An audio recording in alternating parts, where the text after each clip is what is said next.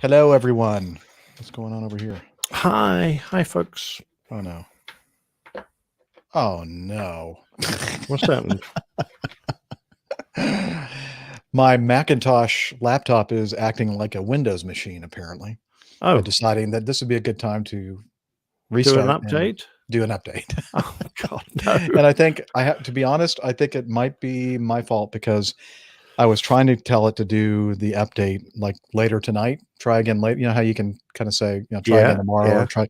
I may have hit the thing that says go ahead and update right now.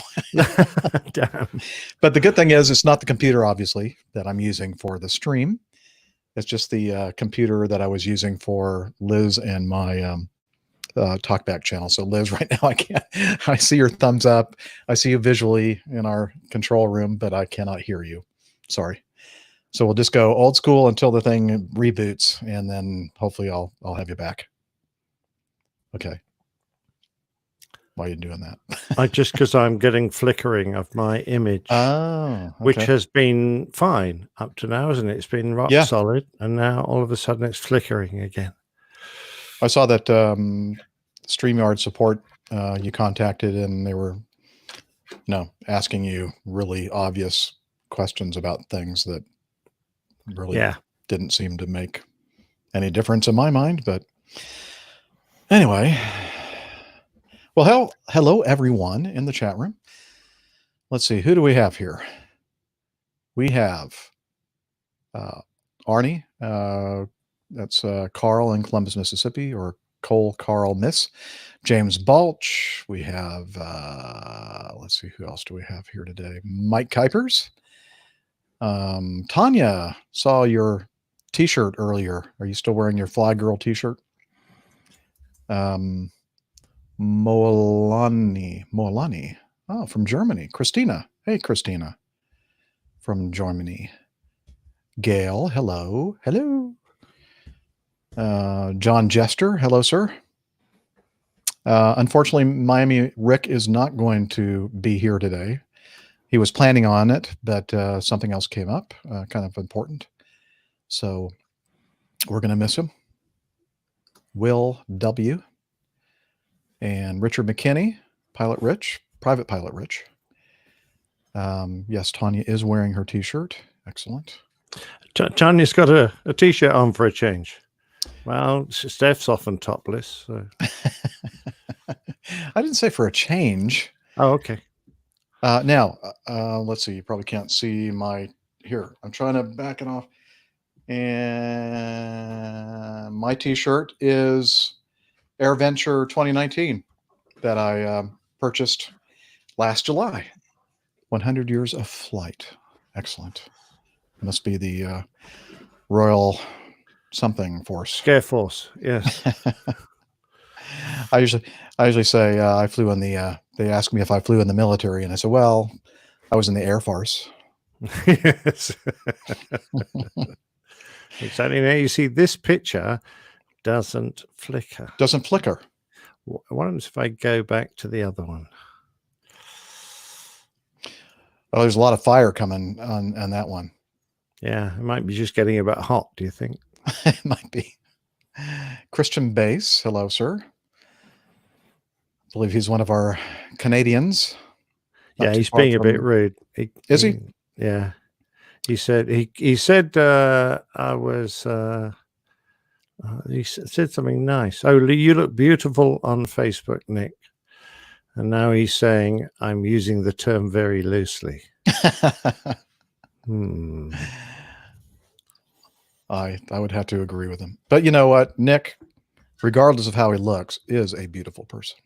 I don't know. I'm not too sure about that. See, beautiful doesn't necessarily mean your looks. You should smell my studio right now. I'm not at all beautiful. Well, I'm going to have to switch back to that other picture because it's flickering. All right. So as forementioned, Miami Rick is not going to make it today, but Steph will. We're doing one of those things where she will join us in progress. I believe her last patient, she's already dealt with the last patient, I believe, or will have done so shortly. and then she's going to drive home, and then she'll join us probably about 40-45 after the hour, we're hoping. So we got a lot of news items, so we'll probably still be doing news at that point. And what else was I going to say? Oh, who is it? Come in. I don't know why I'm doing that today. I'm tapping my. I must be nervous. Well, with only me to help you out, I'm not surprised. That's it. Oh my gosh. How am I going to do this with Nick? Just Nick. Who's this? Oh my God.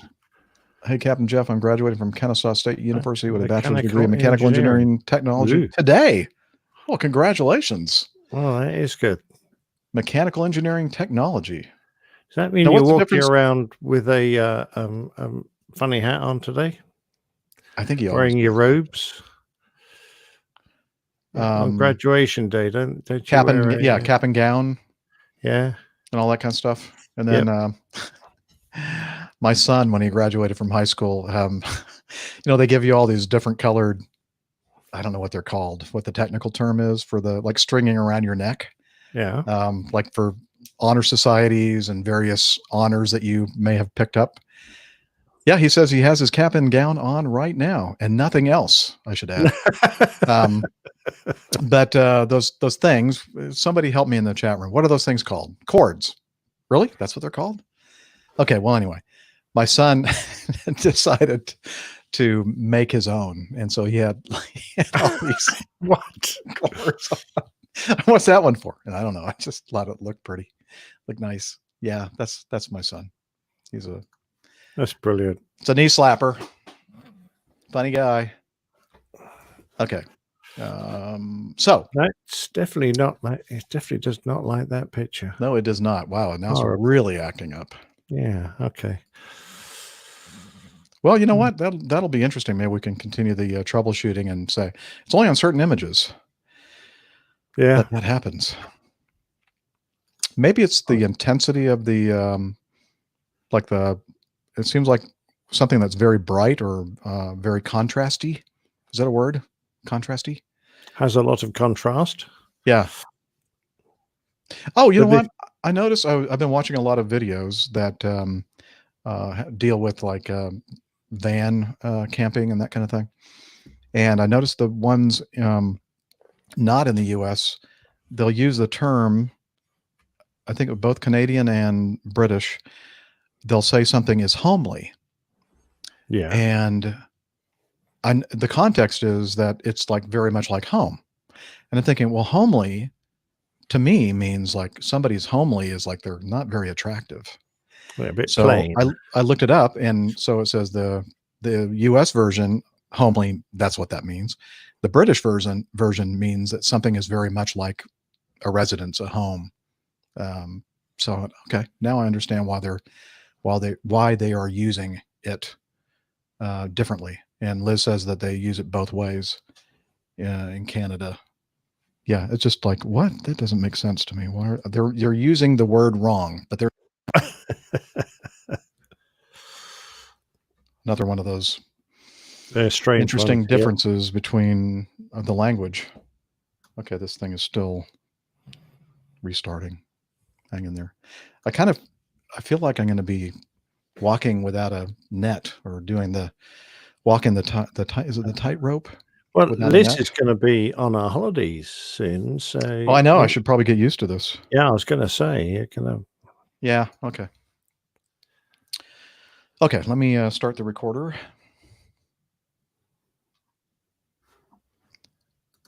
It's interesting to be back in Studio 1A again. Last two shows, were done while on the road or on the rail. No, both of them were on the road, sort of. What? I had it. It looked like it was fine for about 10, 15 seconds, and I thought, oh, it's going to be okay. Okay, now it's not. Damn it! Damn it! What shall I be instead? Shall I be a big hanger? I'll be the shiny thing. Oh, now that's doing it. Oh, for God's sake.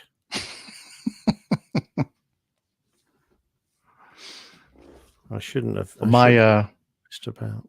big screen TV behind me is not doing it. No, it's not, is it? Your big screen TV is No. very clever. Mind you, you look like you're cooking. I am. It's still hot out here.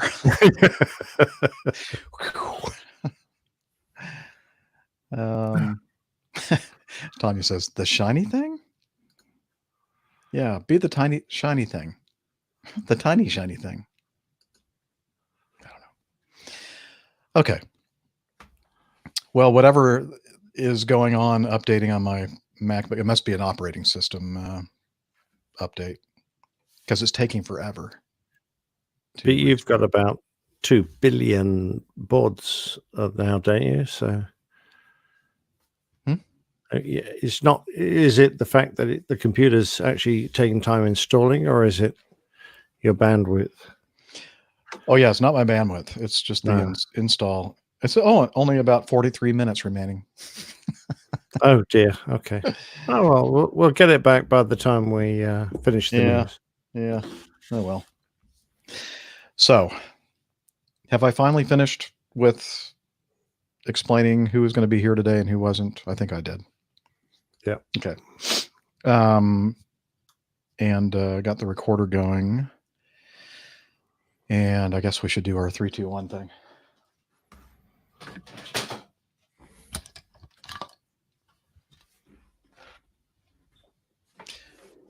A gift from Neville Bounds, which I have obviously thrown away now. Why don't we just do our? Why don't we just clap? Yeah. All right. ABG 4, 3, 5 in 3, 2, 1. Beat ya. I even waited. No. Yeah, that's not the way it came across for me. Oh, okay. Yeah, my clap was first, and then yours. Okay. Oh, what's going on here? I'm not paying attention to what they're talking about. Something about the 717 stories. Yeah, it's just another Mad Dog, actually. It's an MD95. And we were just talking about a video that I saw a few days ago. And when they were certifying the 717-200, or that particular version of the DC-9, doing a stall.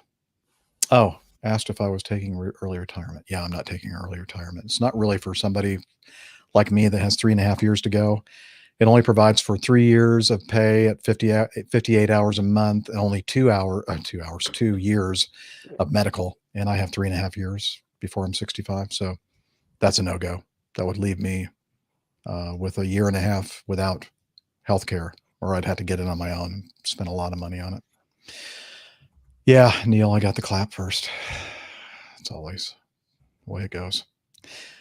Anyway, I guess we should just go ahead and start this thing. What do you think? Yeah, I'm sitting waiting. Keen as mustard. Keen as mustard? Yep. What's so keen about mustard? Keen, it's sharp on the tongue, isn't it? Keen means sharp? Yeah, well, okay. Not necessarily sharp, but a sharp flavor, yeah. Oh, okay. Very good. You know, I learned so much from doing this show. I really do. Okay.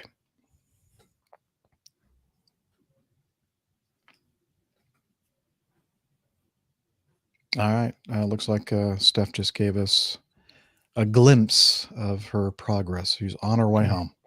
So to be precise, keen would be like eyesight. I have keen eyesight, which means acute, sharp, penetrating, discerning, sensitive, or perceptive. Just like your personality. You have a keen personality. There you go. All right. I think it's a good thing. I'm very keen and eager, as somebody says. All right, here we go. Take it away, Roger. You're listening to the Airline Pilot Guy Show. The view from our side of the cockpit door. WAPG, it's the Airline Pilot Guy. Airline Pilot Guy episode 435. Yeah, he's up in the sky. It's the Airline Pilot Guy. Hello, you're listening to the Airline Pilot Guy show, the view from our side of the cockpit door, with your host, Captain Jeff, broadcasting live from Studio 1A at APG headquarters in Roswell, Georgia. Today's show is recorded on the 22nd of July, 2020. Yeah, he's up in the sky. It's the Airline Pilot Guy. Get you right and he's flying by. With the Airline Pilot Guy.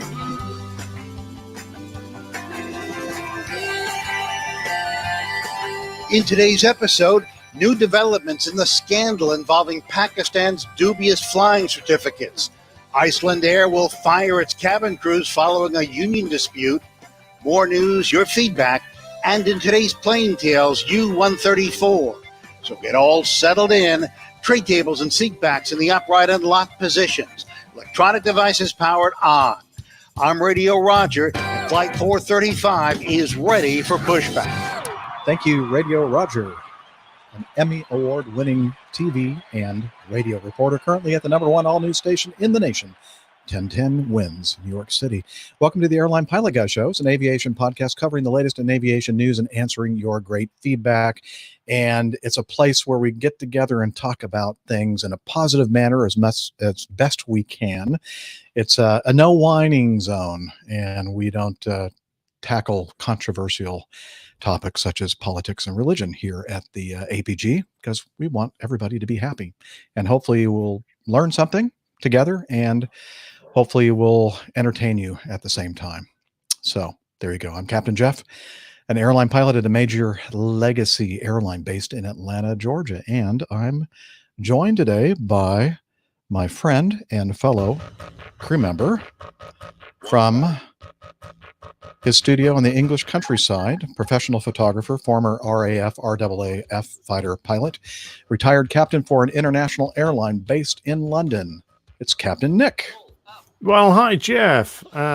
And the dogs are still barking. I apologize. I think they've spotted the cat outside. So, great to be back on the show. And even with just the two of us, I'm sure it'll be fine. Just the two of us. We can make it if we try. That's a couple different keys I just sang in right there. Was one a door key? No. Let me okay. make sure am I hearing something through the speakers? I don't think so. That's weird. Anyway, so great to see you, Nick. And for now, it's just the two of us, and we'll be joined shortly by Dr. Steph. But in the meantime, let's go ahead and just jump right on into the news.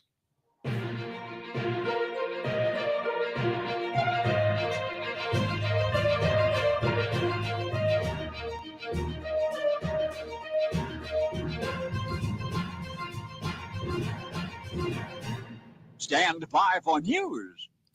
Yes, sir, Paul. All right. First item. Ethiopian Airlines 777 freighter suffers a major fire in Shanghai, and I believe that was today. An Ethiopian Airlines Boeing 777F has caught fire at Shanghai Pudong Airport while cargo was being loaded. The carrier says, and by the way, this is from flightglobal.com. The carrier says in a statement that the aircraft is registered Echo Tango Alpha Romeo Hotel and was on a regular scheduled cargo service from Shanghai to Sao Paulo and onward to Santiago. Videos and photos on social media show a large part of the freighter's aft section burnt away. While the fire's cause is unknown, the footage indicates that it has been brought under control. Ethiopian confirms that the fire has been contained. All ground staff and flying crew are safe, it adds. And let's see. So that's pretty much the only information that we have at the time that we're recording the show. It just happened a few hours ago.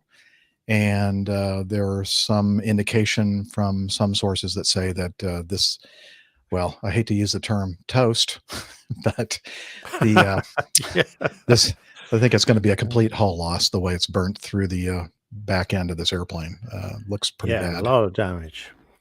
Yeah, you can see by the angle of the fin that the fuselage is given way at that point. The fin sort of toppled onto the ground. Yeah, it looks like pretty severe damage. Yep. And let's see, there's also speculation that it could have been lithium ion battery fire. And so we'll have to Well, see. that's quite likely, but there are plenty of other inflammable things, or flammable, depending on which you prefer, on an airplane, not including the cargo. So, yeah, the fact that it happened during cargo loading, I think of, I wonder if they dropped a pallet. I wonder if something wasn't packed properly. Something got badly jostled and kicked the fire off. It's impossible to tell at this point. But once an airplane starts to burn, if it starts to then involve hydraulic fluid or fuel or any of the other flammable liquids on board, then it's going to be very hard to stop.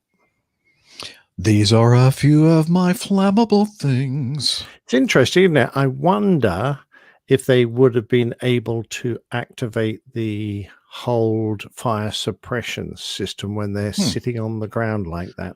I doubt it would have had the same effect, obviously, when you're airborne, because you've got the doors open, right, and lots of fresh air and stuff's coming in, and the stuff they use, the gas is not going to be kept in effective. And be as effective. But there you go. It's a shame we haven't got Miami Rick, because he used to fly 777 freighters, and he would have been able to tell us. I think that while it may not have been as serious a thing in flight as a pilot, I can safely say that I would much rather be on the ground watching the airplane burn up than in the air with the potential fire. Oh my God, yes. Yeah. It takes me back to the very early days of having the 340. They had one parked on the ground at, I think it might have been Paris, and the engineers closed the cargo doors from the outside by activating the closing switch, which electrically fires up the yellow hydraulic pump. And then that powers the door. And what is then supposed to happen is when the door is closed and the switch is returned, the hydraulic pump switches off again. Well, whatever relay that's supposed to turn that pump off failed to turn the pump off. And of course, everyone had closed the airplane up. They all walked away from it. And many hours later, the hydraulic pump, which was still whirring away, electrically driven by the batteries, decided I've had enough. Caught fire, and the aircraft was destroyed. Well, that's no good. No. And that was a John Jester's there. Yeah, that was 340, saying you don't have fire suppression in the fuselage. Interesting. Oh, that's right. So this was in the fuselage and not the under the area, because they still use that area underneath too, right? For I'm assuming they do. Yes. Yeah. Okay. Yeah. So it's just somebody walking around with a fire extinguisher, then, John? Is that the way it works? And we'll wait for about 2 minutes to get his answer. Only thing we normally have is decompression of the aircraft to suppress the fire, or that other word that I just used. Hey, it looks like my other MacBook came to life.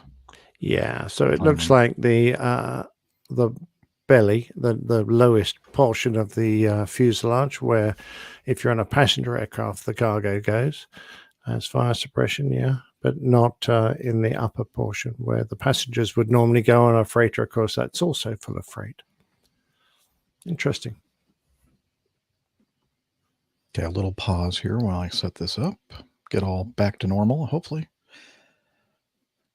I just feel naked without Liz saying sweet nothings in my ear. I hear you laughing. Excellent. We're good. Yep. Okay, very good. Let's move on to the second item in our notebook. And this is an interesting one from Aviation Herald. A Bluebird Aviation de Havilland -8-400, registration 5 Yankee Victor Victor uniform, performing a charter freight flight from Djibouti to Beledweyne, I don't know how you pronounce Your that. guess is as good as mine, but it's in Somalia. It's in Somalia. With 3 crew landed in that place in Somalia, but apparently suffered a gear collapse and subsequently burst into flames. All 3 occupants were rescued. The aircraft sustained substantial damage, including the fracture of the right wing. Now, if you just read that paragraph, you'd think, well, they must have had a hard landing and the gear collapsed and the aircraft slid off the runway, blah, blah, blah. But no, there's more. A manager of Bluebird Aviation confirmed the occurrence, reporting a donkey was crossing the runway. All 3 crew members survived without serious injuries. Pardon me? I was going to ask you what the donkey's name was, but Oh, okay. I was just wondering. Liz says that there was an ass involved in the incident. On July 15th, 2020, Somalia's CAA reported the aircraft involved was a Dash 8-400 by Bluebird Aviation. This is information that we've already had, right? Why do we do this every time? And why don't I know better than to read it? The aircraft. Oh, this is I thought was interesting. I highlighted this. The aircraft had been chartered by U.S. Department of Defense. Interesting. The cause of the accident is under investigation. The captain of the flight reported that they were landing at this airport in Somalia when the animal, when a donkey entered the runway. They attempted to turn to avoid the animal, however, collided with the donkey. By the way, I should mention that in support of the donkey, I am using my big ass fan company glass with water. Oh, and you have, yes, perfect product placement. Yeah, there we go. I hope we get some money for this. Is Greg in the chat room? Has Not he, yet, no, but has he facilitated the flow of advertising dollars to the APG? I hope. Yeah, anyway, absolutely. The aircraft subsequently skidded off the runway. All 3 crew received minor injuries in the incident. And there's some pictures here, which we'll share with you if you want to go and look at our show notes, which can be found for each and every episode at the airlinepilotguy.com website. You should check it out sometime if you haven't. We'll talk more about the site toward the end of the show. But yeah, pretty sad. Looks like it completely destroyed this. Isn't the Dash 8-400 what we call the Q400, or a lot of people call the Q400? I don't know. It's a bit small for my knowledge. Sorry. Oh, come on. It's all and it's a bit broken as well. So yeah, it is very broken. Yeah. Anyway, no, I was never very good at identifying anything that big. By the way, I would have said Belladwine or Belladwine. Well, then why didn't airport, you? Because it's taken me like 5 minutes to work it out. Yeah, maybe on another show in the future we'll get that right. But that sounds like a reasonable way to pronounce it. Thank you.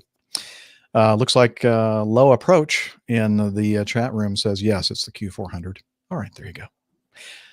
So interesting. You don't see that very often in most of the world, but somehow you see it a lot in Africa. A lot of. Can I draw your attention to the second picture down?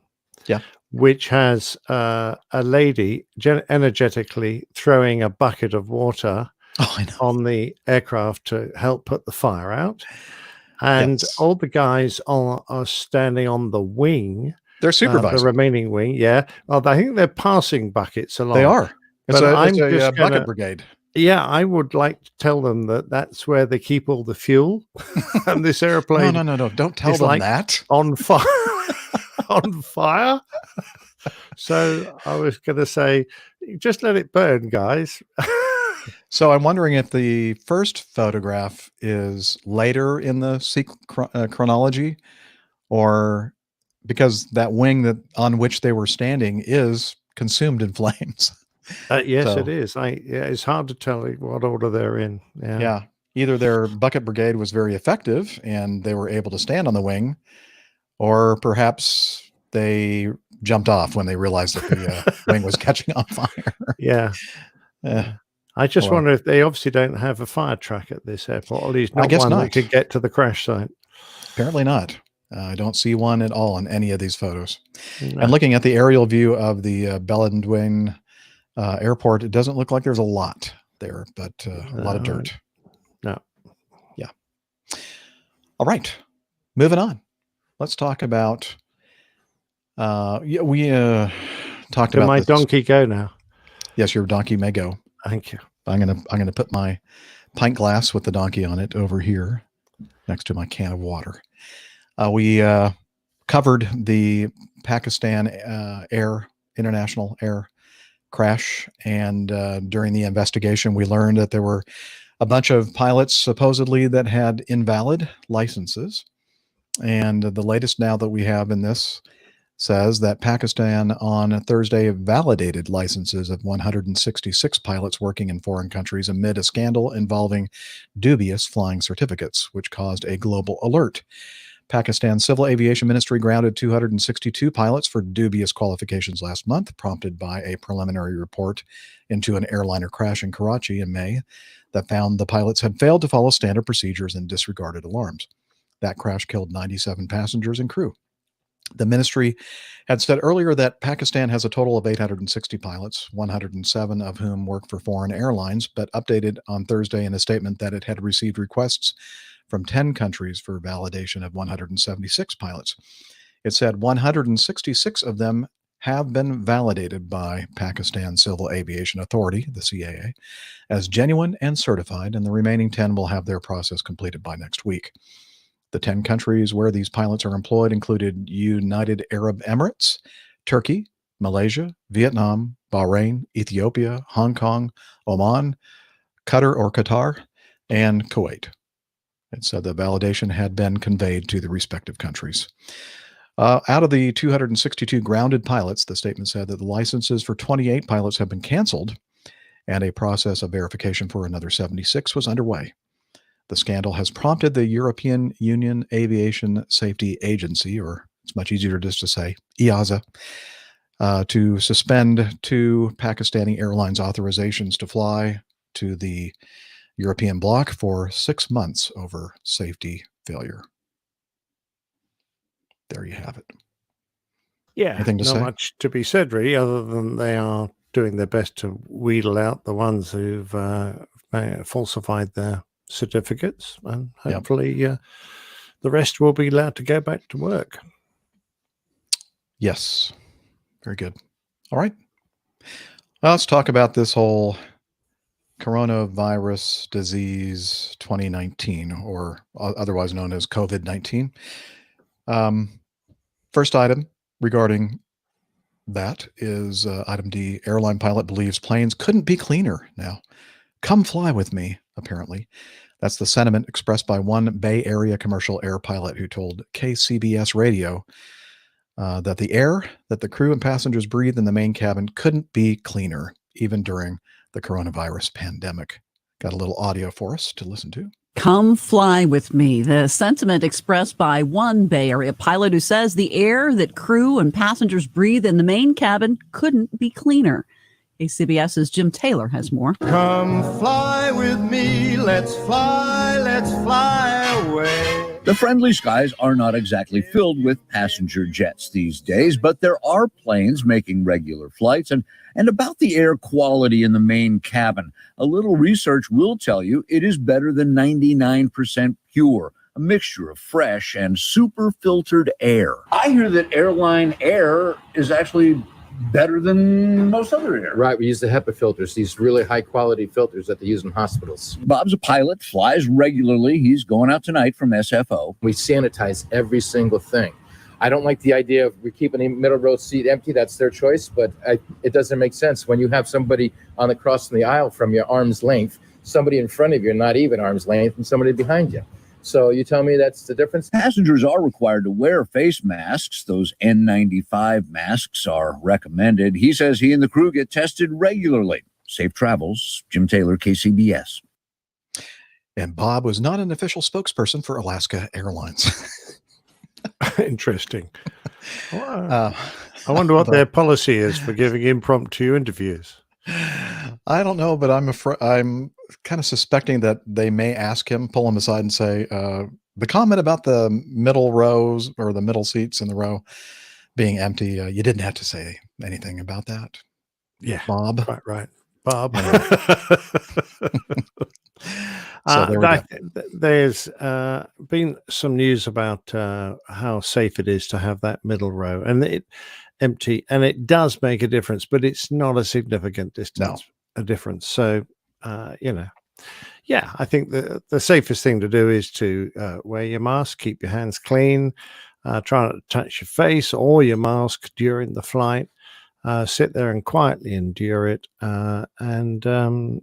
If you're one of the people that have symptoms, then for heaven's sake, don't take the risk and risk spreading them. And keep your feet off the furniture. Yeah, that's right. And if you can, everybody get a damn test so that we know whether you're a bug carrier or not. There you go. All right. Let's see. What does this say? Richard McKinney, MIT study says twice as likely to catch COVID with middle seat full versus Bob being obviously empty. didn't read that. Yeah. Bob, Richard, send that to Bob, please. Yeah. Bob at alaskaair.com. All right.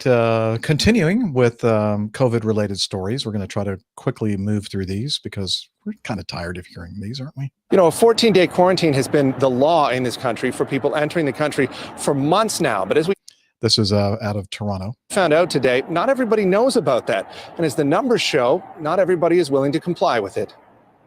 I did my test. I even showed them my test. My test is negative. In the plane, I refused to eat, to greet people. I had even my sanitizer. I didn't drink nothing. I didn't go to the toilet. Dr. Benjamin Gasset has just arrived in Toronto from France. He took a COVID test 2 days ago and thought he'd done everything he could to make sure he wasn't spreading the virus, but he didn't know what Canada expected when he landed. I was surprised when I came. They told me that I have to be quarantined. Then I say, okay, no problem. Officials will likely follow up to ensure he's following the 14-day quarantine order, but not everyone has been.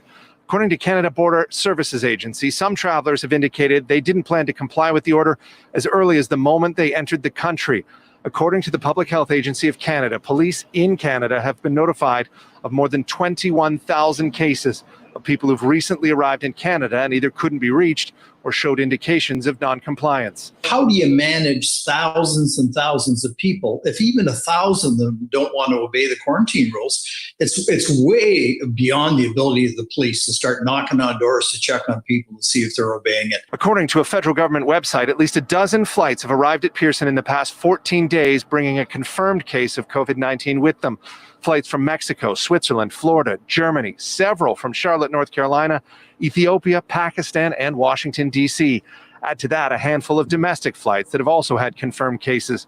The website suggests that some people in certain rows may have been affected, but for some flights, the affected area is listed simply as unknown, meaning those on the flight who should be in quarantine won't know if they had a direct exposure to COVID-19 or not. They're out of luck. There will always be a few people who either don't understand and mistakenly go out and violate isolation or quarantine procedures. But by and large, people do try to stick to the rules because they're not particularly interested in making others around them sick. And as for enforcement, the Public Health Agency of Canada says, as far as they're aware, only 9 tickets have been issued across the country for offenses under the Quarantine Act. Running live at Pearson Airport, I'm Scott Lightfoot. Nathan, back to you. Yeah, that was from Toronto, the CTV News in Toronto, Ontario, Canada. They have a list of flights within Canada and also flights coming in from international destinations. And I'd like to point out that I don't know if it's the majority, but a significant number of these departed Charlotte, North Carolina. Steph, I think you have some explaining to do when you get on the show today. Oh, dear. They're the only ones, I think, from there's one from Fort Lauderdale, Florida, and one from the state of Washington. Well, it says Washington. Maybe they mean Washington, D.C. Anyway, yeah, I think what I gather from that story is, yeah, you're supposed to quarantine yourself, but it sounds like it's the honor system. I don't think there's really an effective way to make sure that these people are actually putting themselves in quarantine. So you just got to trust them. Yeah, and this sadly is an area where human nature is likely to lead the system to break down. You really do need to be a responsible human being right now, and unfortunately, we have more than our fair share of people who don't fall into that category. You talking about me again? Okay. In a kind of roundabout way, yeah. Okay, good. How was the train? It was good until the last day of my trip when the lady that was what do you call those? The steward, The conductor?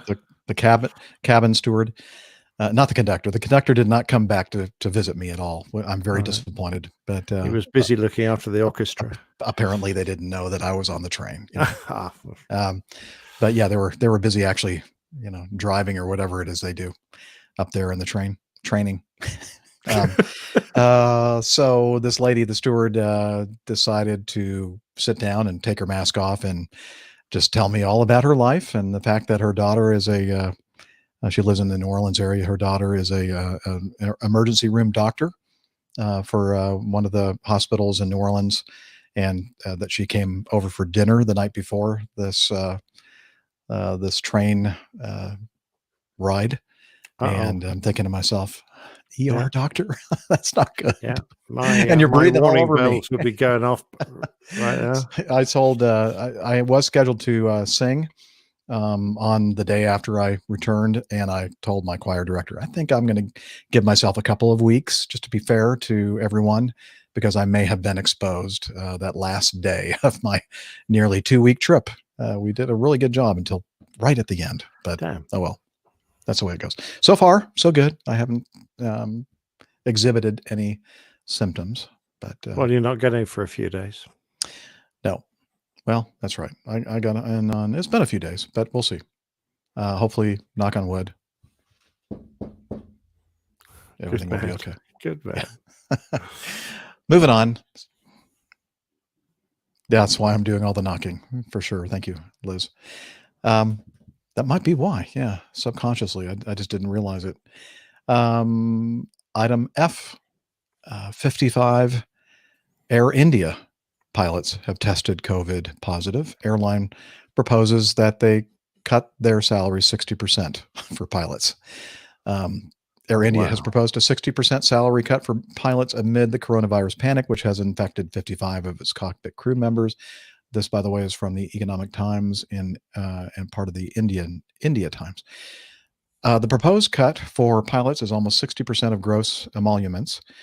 It is hilarious to note that the top management, I wouldn't use the word hilarious actually, to note that the top management has proposed a meager 3.5% cut on its own gross salary, said a joint letter by the Indian Commercial Pilots Association and India Pilots Guild, the unions representing the pilots. For example, the director of personnel takes a minuscule cut of 4% on gross pay, while a co-pilot who's paid less than the market is given a cut of 60%. How is this justified? Doesn't this amount to unchecked greed and selfishness? The union said in a letter on Thursday. While scheduled international flights have been suspended in the country since March 23rd, Air India has been operating international repatriation flights, or repatriation, if you'd like, all around the world under Vande Bharat mission. Moreover, since scheduled domestic passenger flight operations resumed on May 25th, the airline has been operating services domestically too. As of date, 55 pilots have tested positive for COVID-19.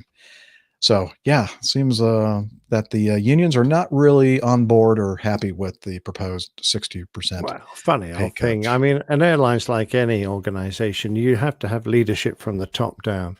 Yep. And the only way to display leadership is to take the same cut as you're proposing for everybody else. Mm-hmm. And I understand that cuts may well be needed, will be necessary, because like all other airlines, the income has dried up and you've still got lots of overheads.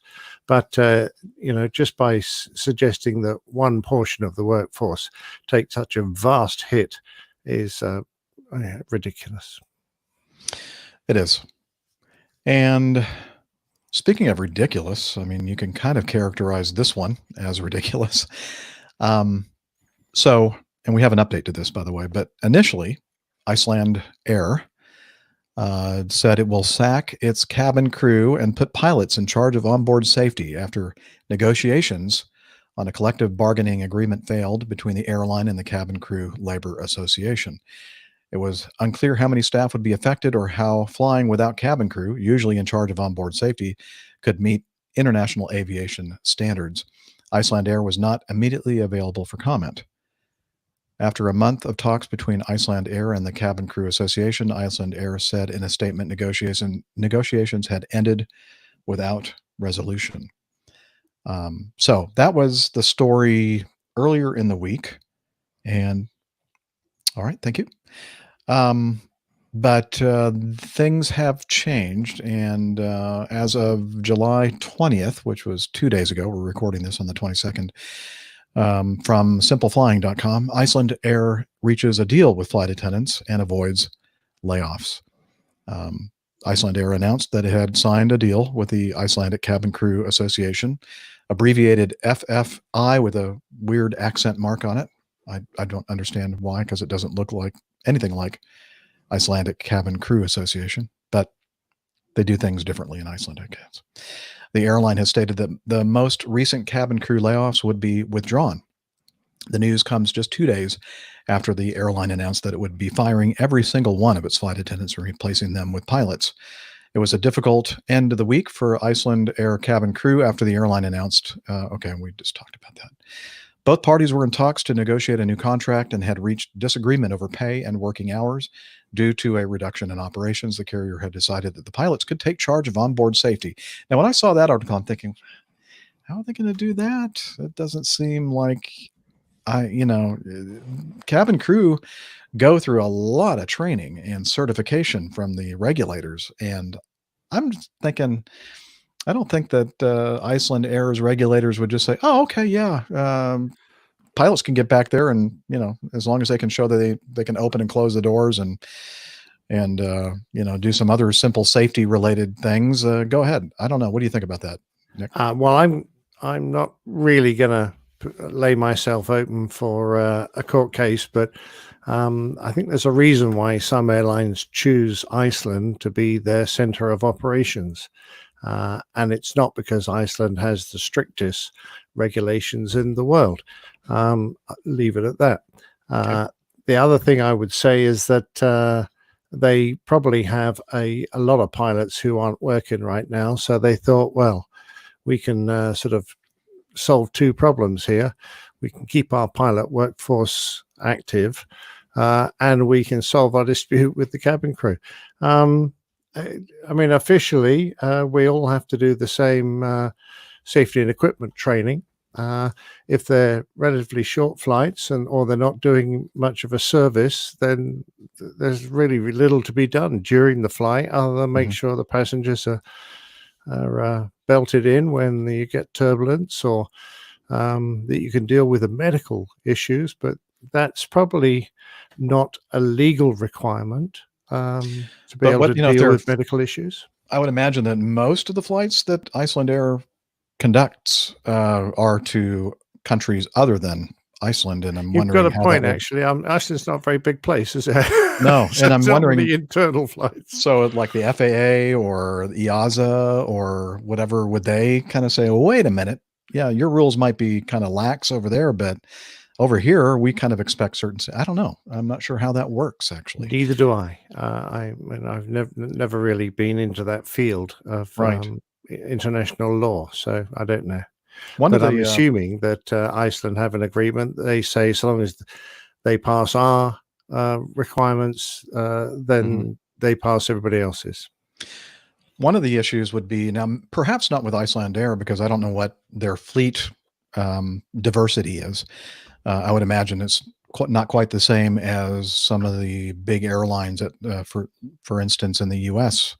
are concerned. They have a very high diversity of different airplane types. And I know that's one of the hardest things for our cabin crews when they go through training. They are qualified to fly every single airplane that the airline flies. And that's why it can be kind of a tough situation. I mean, that's why it's such a tough training environment, because they have to know how to open and close and do all the different things for all the different, fleets. So Oh, absolutely, yeah. I don't think there's any way the pilots would have done it as well as a well-trained cabin crew. I have don't been recall doing it for seeing. years. Do you recall seeing anything at all from like the pilots union or No, pilots at all saying, nothing at "Hey, all. wait a minute, Yes. what do you mean?" But how on the is other this gonna hand, work? it may have been for them. It may have been a case of, well, we're going to sack you, but we'll keep you on if you work in the cabin until we solve this dispute. Yeah, So they may have gone, yeah, okay, that'll do. But regardless, the threat was sufficient to get the cabin crew to toe the party line. So the threat, the problem's gone away. Seems to me like it was a bit of an empty threat, but might have been a good idea to press to test on that. But that's at the risk of losing your job, well, yeah. yeah. Says the company signed new 5-year deals similar to those proposed to cabin crew with air mechanics and pilots. The airline's board took a 30% salary reduction, while the salary of the CEO was decreased by 25%. So, yeah, Well, I don't know. that's Maybe there was reasonable. some gamemanship involved in Yeah. this whole thing, perhaps. But we are seeing a huge raft of renegotiations, aren't we? And the management seems to be putting the screws on generally. There's certainly not a lot of good news right now in the industry.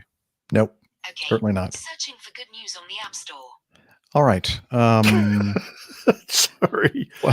So I wasn't sure if that was coming from Liz or if it must have been No, it was coming from my Nick. watch. You decided to search for good news for me. Thanks very much, indeed. Well, what Apple does Watch. Alexa think about the good news? Yeah, not a lot. Oh, hey, look, somebody just popped into the screen. Yeah, talking about Woohoo. great news. Let's hang on. Let me make sure we got the script so that I don't say something stupid or more stupid than normal. Look who's joining us. It is from her lakeside home in the Carolinas, a doctor, skydiver, marathon runner, strength training junkie, IPA connoisseur, and commercial multi-engine instrument rated pilot. It's our own Dr. Steph. Hey, Captain Jeff. How are you doing today? Great. Glad to be here finally. Sorry for tardy week number 2, but work gets in the way sometimes. So we'll take what we can get. Looking forward to. Well, you could say that we're starting too early. Well, you are. I'm not That's sure really whose the fault that is, problem, Nick. Yeah, exactly. Yes. Well, we'll get caught up with you in just a few minutes. We just have one more item in our news notebook that we'd like to cover before we move on to getting to know us segment. And that would be the last item, item H. This I just saw pop up in the social meds just a couple of hours before we started the recording today. And this is from Aviation. And I am going to share the screen and we can listen. And if you're watching the video, watch together this little incident that occurred very recently. And let's see here. I'm going to share audio and press this and share, and there we go. And I'm going to, here it is. Boom.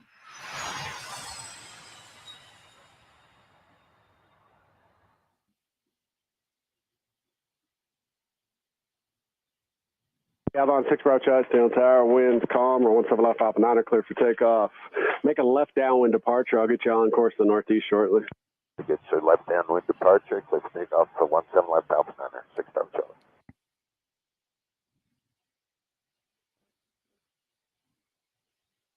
Aircraft on the runway, the Avalon 6 Bravo Charlie, stop. 6 Bravo Charlie, stop your aircraft. Avalon 6 Bravo Charlie, tower. Can't hear you. 682, I want you to make a right turn to the west immediately. We got the aircraft taking off in sight, 682. Turn back to the downwind immediately, cancel your landing clearance. Ready to cancel, turn back into the downwind, 682. Avalon 6 Bravo Charlie, tower. Go ahead, sir, I couldn't hear you before. 6 Bravo Charlie, roger, I want you to turn right immediately and fly eastbound. That's good, eastbound, 6 Bravo Charlie, thanks. 6 Bravo Charlie, it appears you departed northbound off runway 35, sir. Flow is 17. For possible pilot deviation, I'm going to have a pilot number for you to call momentarily. Continue eastbound to Parker and Arapahoe Road. I am so sorry. I just wanted to get out of there. So sorry. 682, Oh, rolling that's 7 okay. right, clear to land. Red 179, clear land on 5050. 6 Bravo Charlie, fly to Parker and Arapaho and then exit the Delta there. Let me know when you can copy a phone number. Oh, I don't have a pen. I'll be back in a couple hours. Can I call you then? 6 Bravo Charlie, Roger. 6 Bravo Charlie, where are you headed to? Akron, sir. 6 Bravo Charlie, stay with me this frequency momentarily. Okay, good. I'm so sorry. 6 Bravo Charlie. 6 Bravo Charlie, for the possible pilot deviation, when you return and need, you're going to go ahead and contact the tower at that time. We're just going to go ahead and mark your call sign, and then we'll be expecting the call when you land for you to copy that number. I've got the tower number, sir. I have it in my contact. Thank you. Please call when you come back in and for exchange approved. I'll call you when I get to Akron, sir. And Harrison Ford had no comment about the. Wait a minute. No, that wasn't Harrison. I think I keep tower phone numbers in my contacts too, just in case. Why does he have yeah, me too. So apparently he has to call the tower quite often. I don't know. And is he related in some way to the Class Bravo bandit and Vegas? Remember that? He didn't be. Yeah, absolutely. He didn't have a way to copy down any of the information about the phone number either, but he didn't say that he had them in their contacts. Yeah. Yeah. Well, no, he was too busy. He was he's flying. I'm flying. I can't copy a number right now. I'm busy flying the airplane. Yeah. Nothing about not having a pen. This guy just, Yeah, I don't no pen, no idea which runway he's taking. Can't help you. Sorry. Yeah. So, and then it was interesting to me that he made the comment, "Oh, I couldn't hear you before." Well, how did he know that they were trying to contact him before? He heard point. Come on. You go, well, maybe I can get away with this. I don't know if that's What's that? I don't know. That's an interesting one because I mean, he did call them back as soon as he was in the air, and he seemed, mildly apologetic. But I mean, it's like he said, I couldn't hear you. Go ahead. I couldn't hear you before. Wasn't paying attention. Yeah. Is that my tail number? Are they calling me? Nah, can't be me. Maybe. I'm taking off. Why would they want me to stop? May have been purposefully ignoring them, knowing that he was doing something against what they cleared him to do. I don't know. Yeah, he just wanted to get out of there. I know. You can hardly blame him. Why is it that nasty a place? Apparently, I don't know. Where did this happen? Denver, Centennial, Colorado. And is going all the way to Akron? That can't be. There must be an Akron in Colorado. Yeah, he's not going that far. Not in his decathlon. Yeah, I was going to think. I don't think they have that kind of range. No. Yeah. Well, anyway, another interesting one, and another very similar kind of exchange between a controller and a pilot. Oh, I don't know. I think this guy was. I mean, he certainly apologized. At least the other guy never even hinted at an apology. That's true. I think this guy just. I don't know what this guy was thinking. I think this guy just wasn't thinking. They went, he had to make a pretty sharp turn to get onto the runway to go against the flow. He took the right taxiway for getting onto the runway in the direction he wanted to take or should have been taking off, and he doubled back on himself to to take off the way he did. So I'm going, really? Yeah, I don't understand that at all. We probably will never know exactly what happens. No, you see, I just couldn't have made that mistake in an A340. I couldn't have got around that corner. It was a very tight corner. It was kind of what I would call a reverse high speed that he was using to take the runway. And as Nick says, it's more than a pretty sharp turn. Yeah, 120 degree turn at least. Yeah, I'd have been dragging wheels through the grass. Yeah. Then you'd have other problems and other reasons to call people. So. All right. Well, that's it. That's all of our news. Who doesn't have a pen today? Yeah, I know. Come on. Really? Yeah. That doesn't, I don't know. Doesn't pass the test, as they say. All right. Well, now it's time in the show for us to kind of talk about what we've been doing between episodes. And let's start with, we haven't really had a chance to talk much with Dr. Steph, so why don't you tell us what's been going on? What has been going on? Well, more of the same, really. Been a busy week at work as usual, which we don't really need to talk about because that's not interesting really to anyone listening except for me. Did a lot of flying last weekend again, and actually spent a little bit of time hanging out with Armando. He came down to our drop zone and hung out for a little bit, chatted for a little bit, got to meet some of the people there as well. So, good weekend there. It's been crazy hot, which this time of year with the humidity and all of that leads to a lot of afternoon convective activity and thunderstorms. So most days around 3 o'clock or so, it's getting really iffy in terms of the weather, lots of big thunderstorms and buildups and things. So that's been fun, both from a flying standpoint and also from trying to get home in the afternoon in my Jeep that has no doors on it standpoint. Yeah, I told you what to do, Steph. You need to get galoshes and a rain hat, then you'll be fine. Or you can put the doors back on. It's not. That's effort, Jeff. That's so much effort. But it's so nice in the morning. Okay. Yeah. No, and it's not that the car can't get wet. I mean, it's got drain plugs in the floor, for goodness sake. It's just that it's annoying and takes a long time to dry out when it's really humid. So But it's a wet heat, so. yeah, that's not better than a dry heat. Oh, okay. I mean, it definitely read 100 degrees on my thermometer in my car coming home this afternoon.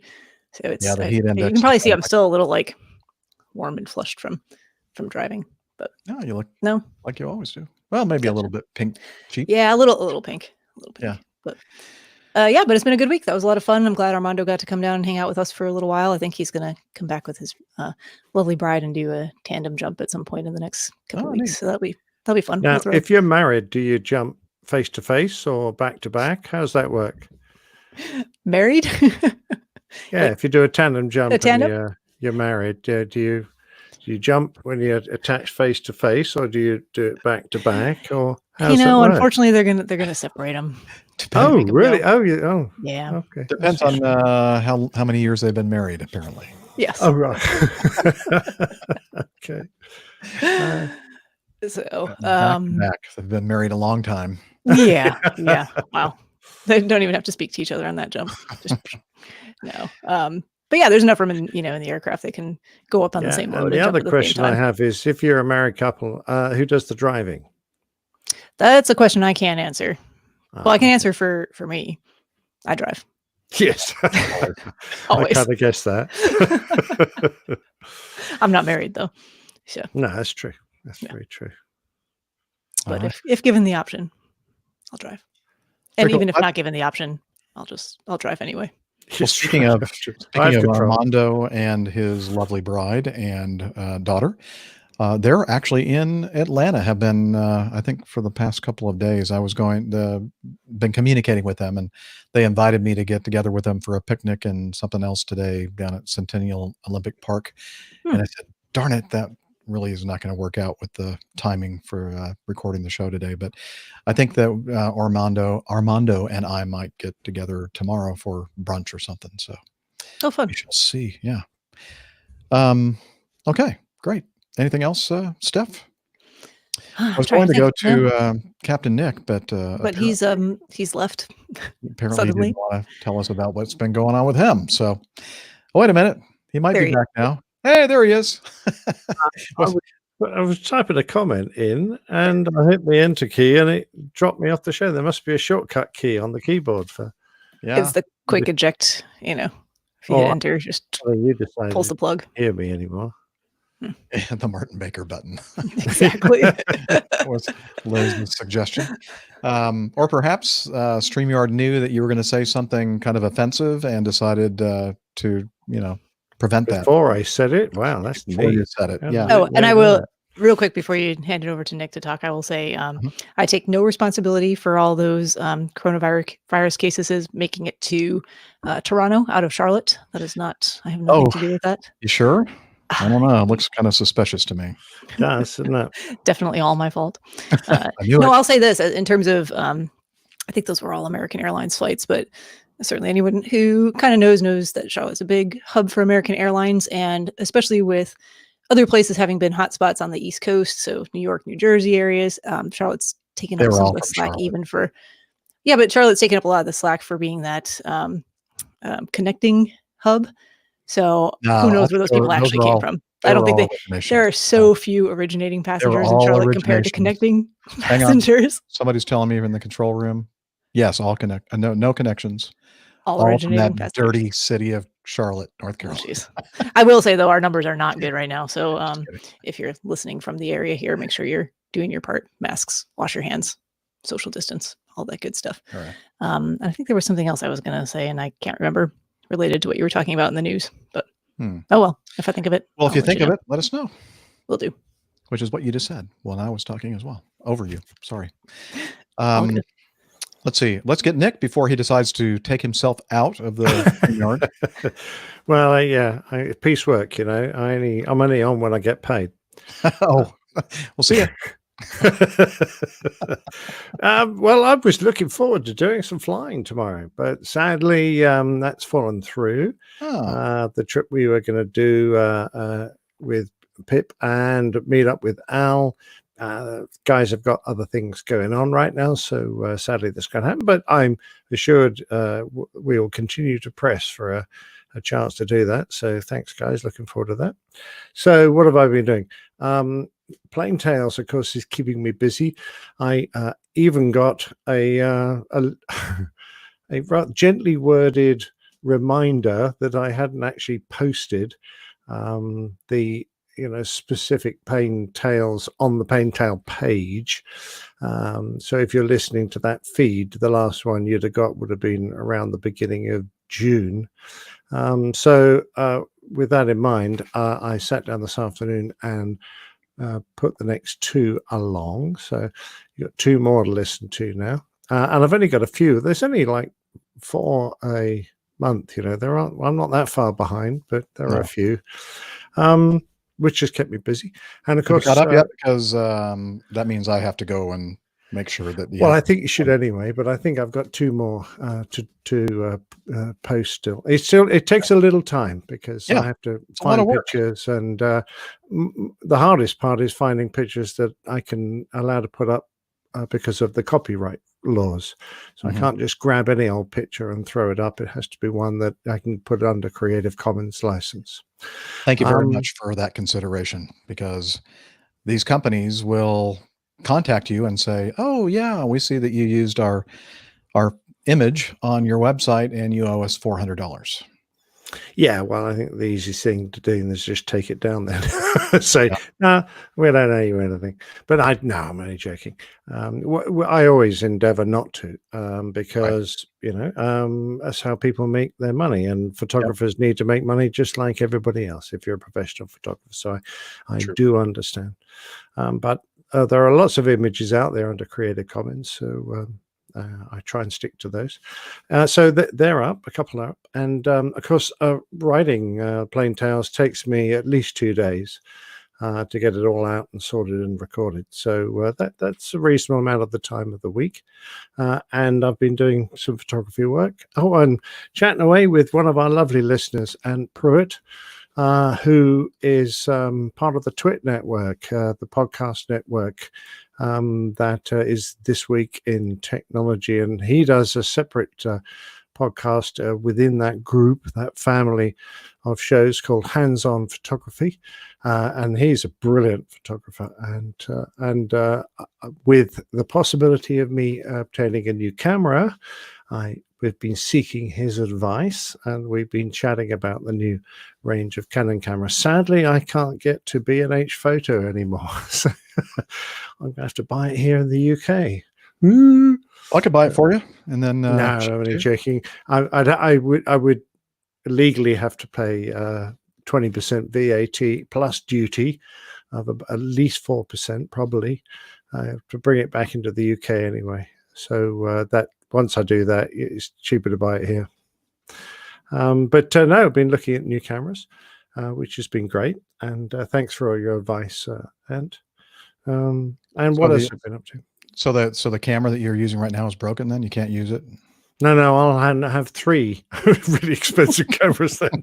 Okay, just wanted to clarify that. Yeah, no, I would hope that this camera would probably fulfill all my needs, but you always got to have a backup just in case. Oh yeah, It fails on the day, so I always go out with 2 cameras. That's just but most practical thing to do, I think. Responsible. Exactly. Well, if you're working with a client, you don't really want to have to say, "Oh, my camera's broken. You'll have to come back next week." How's that? Yeah, exactly. "Oh, my camera's broken." Love it. Although I did once, I fell into a river with my camera and a bunch of lenses, and it fell into a river. Yeah, I did. And that wrecked a considerable amount of equipment. So it's a good job I was well insured. Yes. Yeah. But other than that, no, I cooked some lovely ribs the other day. Julie found a butcher with really, really nice ribs. So put a couple of racks on the barbie, and that was brilliant. And it's been gorgeous weather. So enjoying being out each morning with the dogs and doing a bit of bowling and basically enjoying the life of a retired airline pilot. Lovely. Well, you deserve it. Well, thank you, sir. I think Neil was asking about to remind everyone of the address to send ideas for Plain Tales episodes. And I'd prefer that you send it to plaintails@airlinepilotguy.com, not the feedback, because that way we'll know. That's okay, Liz.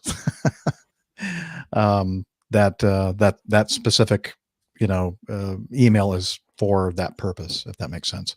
But if you send it to feedback, that's okay too. We can get it into the right channels for that. Yeah, I'd like to point out that the last 2 Plain Tales are subjects that Main Man Micah have brought up. He found a couple of really interesting stories, particularly today's, which sort of is the kernel of the nut that is today's story. But thanks very much indeed for those ideas, Micah. Colonel Nuts. Is that Jeff Felmuth we're talking about? No, Man Micah. Another nut. That Colonel Nuts. Very good. Just kidding, Colonel Jeff. She's back, Dr. Steph. Welcome Hi, back. sorry. Sometimes, before 5 p.m. work still gets in the way sometimes. I was tracked down for a curbside consult there. Somebody has suggested that you come up with a new segment on the show called Pain Tales. Like plain, P-L-A-I? Oh. No. Pain. Oh, Pain Tales. Pain. Like Pain Tales. Pain. Yeah. I mean, if people are interested, we can get some good stories together. Well, Jeff, you could have one called Train Tales. I could. Oh, great transition. Thank you. Great segue. Talked about, the last 2 episodes, I was kind of missing my co-host, my in-studio co-host, Stephen Ivey. He and I set off just over 2 weeks ago, 2 weeks ago Monday, for the great road trip. Stephen is taking a job out on the West Coast and needed to get his Toyota Prius out there and some stuff loaded up in the car as well, including me and my bag or 2. And if you haven't already heard them, you should listen to the what do I call it? Road trip crew logs that we put out. And I think I got just about every day, except for maybe the last day 10, put out a log to talk about where we've been and what we were planning on doing and the great time that we were having on our trip. Ended up hitting 5 national parks. I think we talked about that on the last show.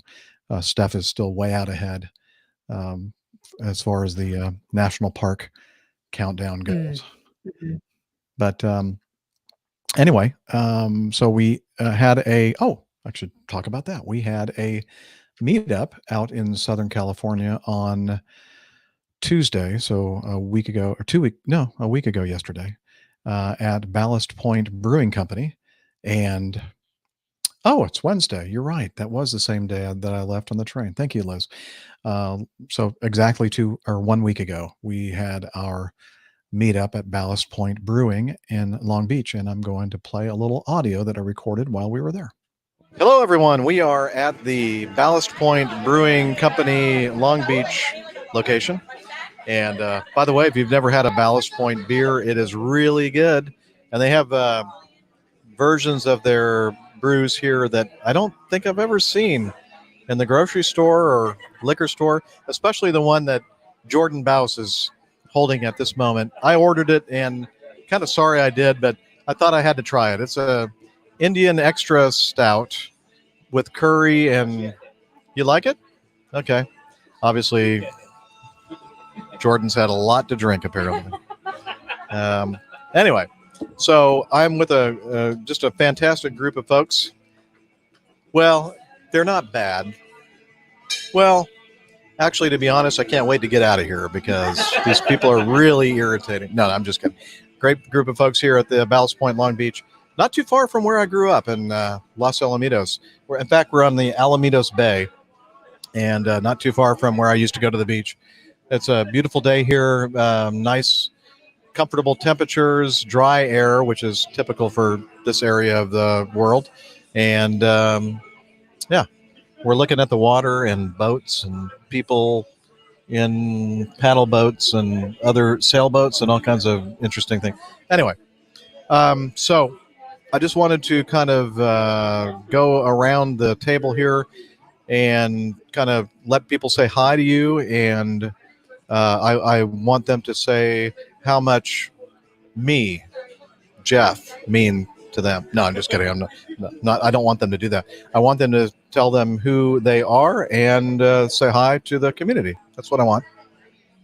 Oh. Okay. Well, I just tried to. This person sitting next to me, she just pointed the other direction. So. They'll come back to you. Okay. So here we go. We're going to hand it over to Stephen Ivey. You may not have heard of this guy. Oh, wait. Everybody's heard of Stephen Ivey. Yeah, I was about to say, y'all have heard of me. I've done,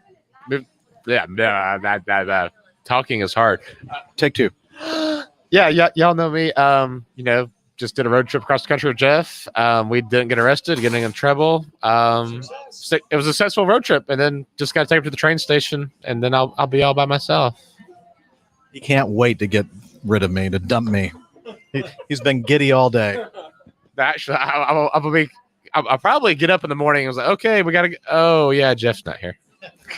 Well, I don't think so, because Stephen is so busy with his life. It's just crazy busy, and tomorrow he's going to be heading off for recurrent training, and then he's going to be back out here to California. Well, I'll let him tell you. Yep, I got to go to Denver tomorrow to go to recurrent training, and then I start my new job at Acme on Monday morning at 6 a.m. And then tomorrow I've got to coordinate a move 3 time zones away, and I'm not going to be there, so that should work out really well. Well, thankfully, I don't have to deal with any of that stuff because it would be really stressful. I'm just sitting here drinking beer and having great conversation with good friends. So let's move on over to Jordan Bouse. He's not a stranger to APG meetups. Hey, guys, it's Jordan. Welcome to Southern California. Hope you guys have had a great time listening to the podcast. It's great to have Jeff and Steven and JP and my wife here, Sanjal. And we're sitting here enjoying the beautiful Southern California weather. Hopefully some of you fellow APG community members can come out here to Southern California sometime. So make sure you reach out. All right. Until next time, back to you in the studio, Jeff. Well, thank you. But we're not finished yet, Jordan. Nice try. I wanted to say that I know that there are a lot of people here in the Southern California area. Many of you contacted me and said, yeah, but, with this whole coronavirus thing, not really super comfortable with doing that yet. And I get that. And everybody has different situations and different risk factors and that kind of thing. And so that's cool. So here's my deal. I'm going to make a deal with you, and I'm going to come back out here to Southern California after all this Rona stuff dies down, and everybody will be confident to go out and maskless and pantless. Oh, wait, no, that's not true. Forget about that part. And, we're not wearing masks now, but we did have to wear them to come in. Yeah. It's hard to eat with a mask. Let's do this again sometime and have a really big gathering of crazy AvGeek APGers, okay? So next on the schedule of events is John Kiernan Lewis. Hi, everybody. John. Some know me as JP. I grew up with Captain Jeff's son. He's a best friend of mine from Atlanta. Just out here talking aviation at Long Beach, looking at the many ships and boats that are just sitting out here in the harbor and having a great time, drinking new beers and eating French fries. It's been a great time. that's pretty much it. In a time of quarantine, we gotta take what we can get, and this has been pretty great. So I'm gonna pass it on. Hi everyone. This is. I'll be everyone. Hi. All right. This is Sanjal. I'm Jordan Bao's wife, and it's been nice to meet Jeff and Steven and learn a lot of, and JP as well, and Not so much, JP. and learn a lot of new things about flying. I've just been learning to fly, and I just got my instrument rating in March, and it's been nice to learn from some real-time airline pilots about how it is to fly in the real world. So I really am really happy to see you guys.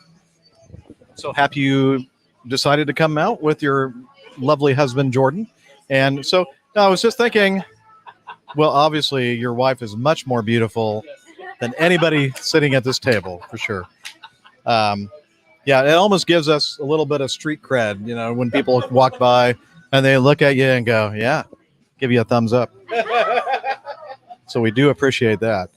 So I was thinking when we were all talking, especially you at the very end here, that we're all pilots. Now, JP would say, well, I'm not really a pilot. Well, do you have some time in your logbook? Technically logged an hour of time in an airplane. Technically on a 1 hour of Sling 2 time. So There you go. So you have a logbook. You're a student pilot. To me, in my book, that's a pilot. So, all right. So that's it. We're going to go ahead and wrap this up. A great time out here in Southern California. Hope to do it again soon. And now, back to you all in the studio. bye, Jeff. Shut up, Jeff. Shut up, Jeff. Very good. Shut up, Jeff. Am I still on speaker? I don't know. Speaker? You're still speaking. Mm-hmm. I hear you okay. No, I'm not. Sounds weird for some reason. Anywho, yeah, had a great time. We had a great time at Ballast Point Brewing in Long Beach. Hope to do it, as I mentioned in the audio. Hope to have another meetup with more participants sometime. They do in the future. the grapefruit sculpin IPA and some other They do? similar ones. Yeah. Okay. Yes. Yeah, the Sculpin, the grapefruit Sculpin, and several others. So good stuff. Yeah, very very good stuff. Okay, that was that. And that evening, Stephen drove me to downtown Los Angeles to the Los Angeles Union Station, and I boarded the train, the Sunset. What? All aboard! And took the train. That was Wednesday night. I think it left the station around 10 o'clock, and spent the night, slept, and in the morning, I think we had made it to somewhere in Arizona, Maricopa, I think. And then all day long, and then the next night, and then all day the following day. So it was like about a 2.5 day trip from Los Angeles to New Orleans. And again, I did I think I just did one rail trip crew log. So again, and that's open to the public. So please look for that. Go to patreon.com/airlinepilotguy and you can listen to that. But spent the night, got in, we were running a couple of hours late. These freight trains really gum up the system. I don't know what the priority is, but they have some kind of a system that coordinates all the different use privileges and scheduling of the rails. And sometimes when there's a little bit of a bottleneck and you have to take a bridge over the Mississippi River, for instance, you have to take your place in line and wait for the people that are ahead of you before you can move on. So we ended up getting to New Orleans a couple of hours late. So I only got about 4.5 hours of sleep that evening before I had to be back out the next morning to catch the Crescent, a different train from New Orleans to Atlanta. So yeah, it was a good trip overall. I'm not sure if I'll do it again, but it was an interesting experience for sure. Well, I listened to some of your crew logs. I loved them, Jeff. They were brilliant. But I did note that the guy whose job it was to sound the whistle, the horn on the train. He just loved his job, didn't he? He was I a mean, little it was- over exuberant. Yeah, right? it was just like nonstop. So I don't know how the hell you slept through that. Well, luckily, the 2 nights sleep, there weren't a lot of larger cities that the train had to roll through, and so I guess when you don't have those crossings, they don't have to blow the horn. So fortunately, it wasn't like that the entire trip. When I was recording, it just so happened that we were in a more populated area with more grade crossings or whatever they call them, and they're required to sound their horn for warning. But the other thing I was going to say is that Sunset Limited, the sleeper car, was right behind the 2 locomotives at the front. So because of that, when they did blow the horn, you got to hear it loud and clear. It seems like Yeah. poor placement. I mean, Yeah, for people who have a place to sleep, wouldn't you want them Yeah, farther but away from the noise? They had 2 sleeper cars toward the back of the train, but I'm glad I didn't use one of those because in San Antonio, I think it was, they disconnected the train from that point and connected that part of the train to another train that was going up toward Chicago. So that would not have been good if I'd been in one of those sleeper cars because I was trying to get to New Orleans and then New Orleans to Atlanta. So yeah, a little bit longer trip. Yeah. So Makes sense. yeah, but we have the same problem in this country. Our rail system is based on something that was built, hundreds of years ago. So I'm just thinking it'd be nice if they could get some modern technology, and rather than the train blowing a horn at the crossing blew as the train approached, because then you wouldn't hear it, and all the people at the crossing would. It wouldn't have to be so loud. That's true. There you go. That's just me thinking. The other thing about being in that position, like basically the first passenger car on the train, is that the diesel locomotive was like right ahead of the car, and I was, one of the rooms. Actually, it was just me for most of the train journey in that sleeper car on the top level with a private room. There was another couple behind me, like the first night, but then I think they got off somewhere in Texas. And and when I say got off, well, do they mean to, or did they just haul off? They didn't depart the train. They did leave the train Eventually. on the second day. But so I was basically the only one in the front part of the sleeper car. Anyway, the diesel exhaust got to be a little exhausting.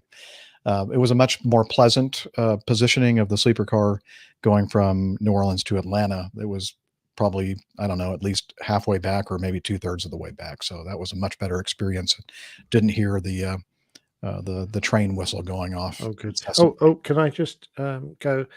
It's now 9:30, and Captain Nigel has just sent me a picture, which has a time stamp on it, 22nd of July, 2019, last year, at exactly 21:30. So I know what you guys were doing.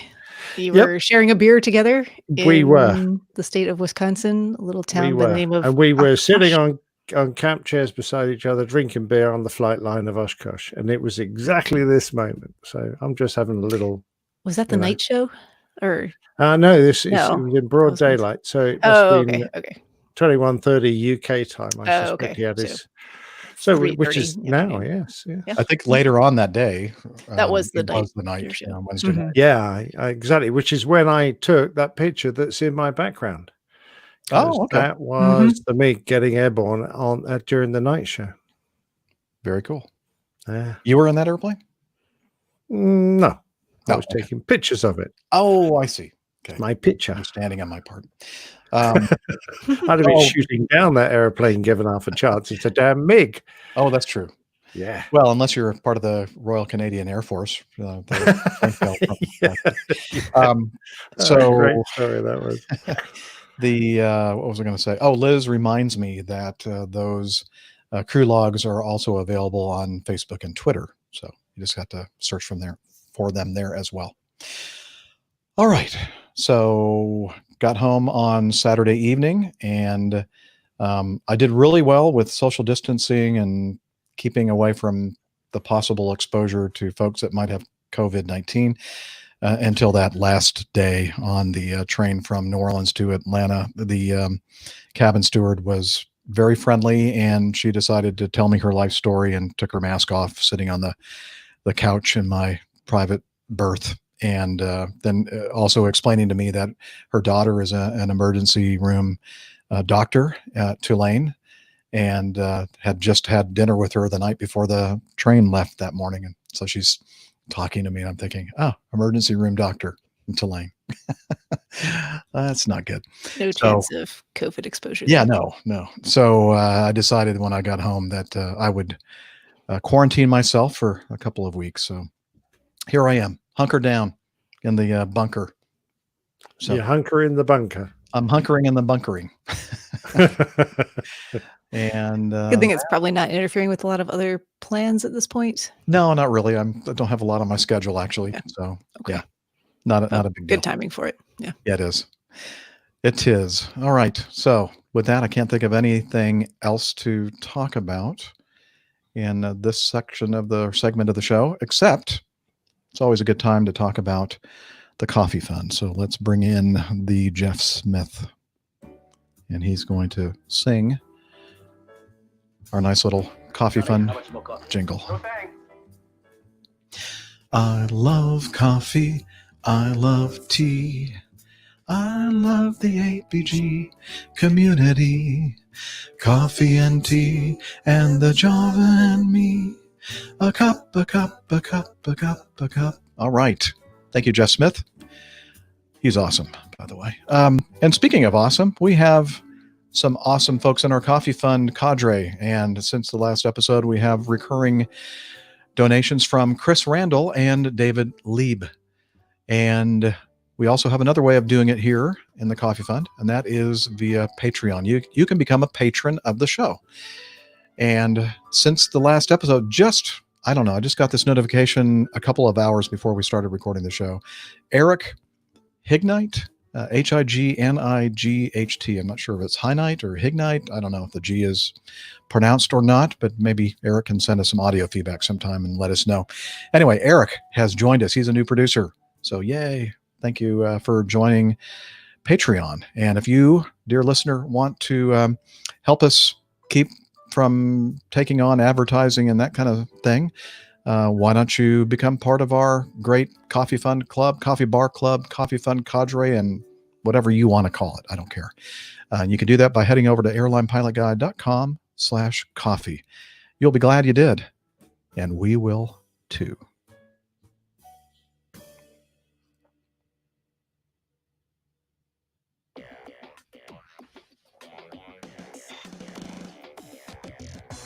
Captain, incoming message. And the control room tells me that Eric actually sent us some feedback. It'll be later in the show, so look forward to that. I hope he pronounces his name. Does he pronounce his name, Liz? No. That's a negative. Oh, well.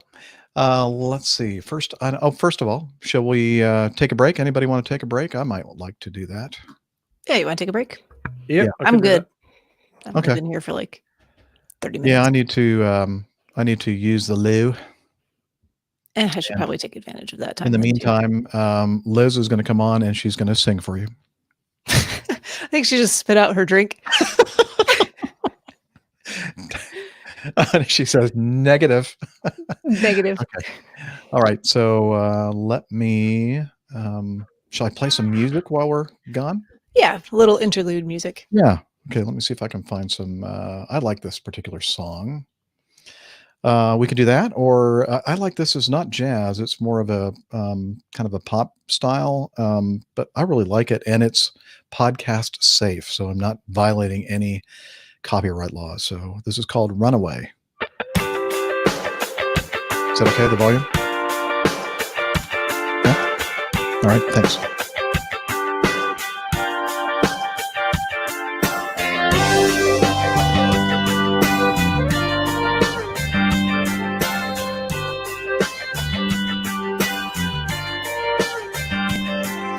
A man I knew, he had everything, silver spoon and a golden crown. He never had to worry about anything. He drank liquor till the sun went down. He always put himself in front of everyone. Never thought that he was living in vain. Until one day he realized it was God, lost control like a runaway train. Run, run, run, run, run away. Never gonna get there going that way. Run, run, run, run, run away. Run, run, run, run, run away. Never gonna get there going that way. Run, run, run, run, run away. A woman I knew, she was heaven sent. Had a good job, good friends, and a cheap rent. She never saw how good everything was. Even though she was living in true love, she put pressure on a man and a happy home. She wanted him, but she wanted to be alone. She never listened to the violin sing, and now it's just her holding a diamond ring. Run, run, run, run, run away. Never gonna get there going that way. Run, run, run, run, run away. Run, run, run, run, run away. Never gonna get there going that way. Run, run, run, run, run away. Ooh, yeah. You gotta run away. Ooh, yeah, yeah, yeah. You gotta run away. You're gonna run away.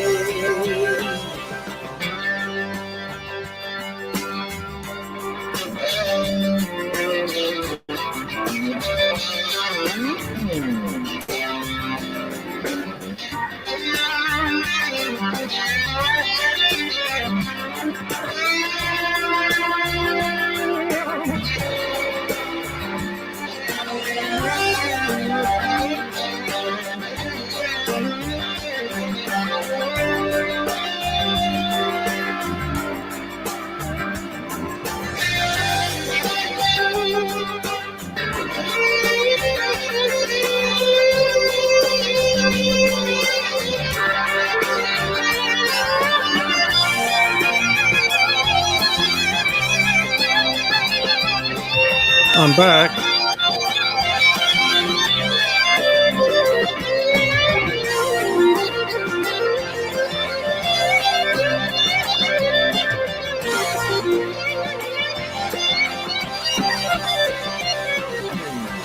Run, run, run, run, run away. Never gonna get there going that way.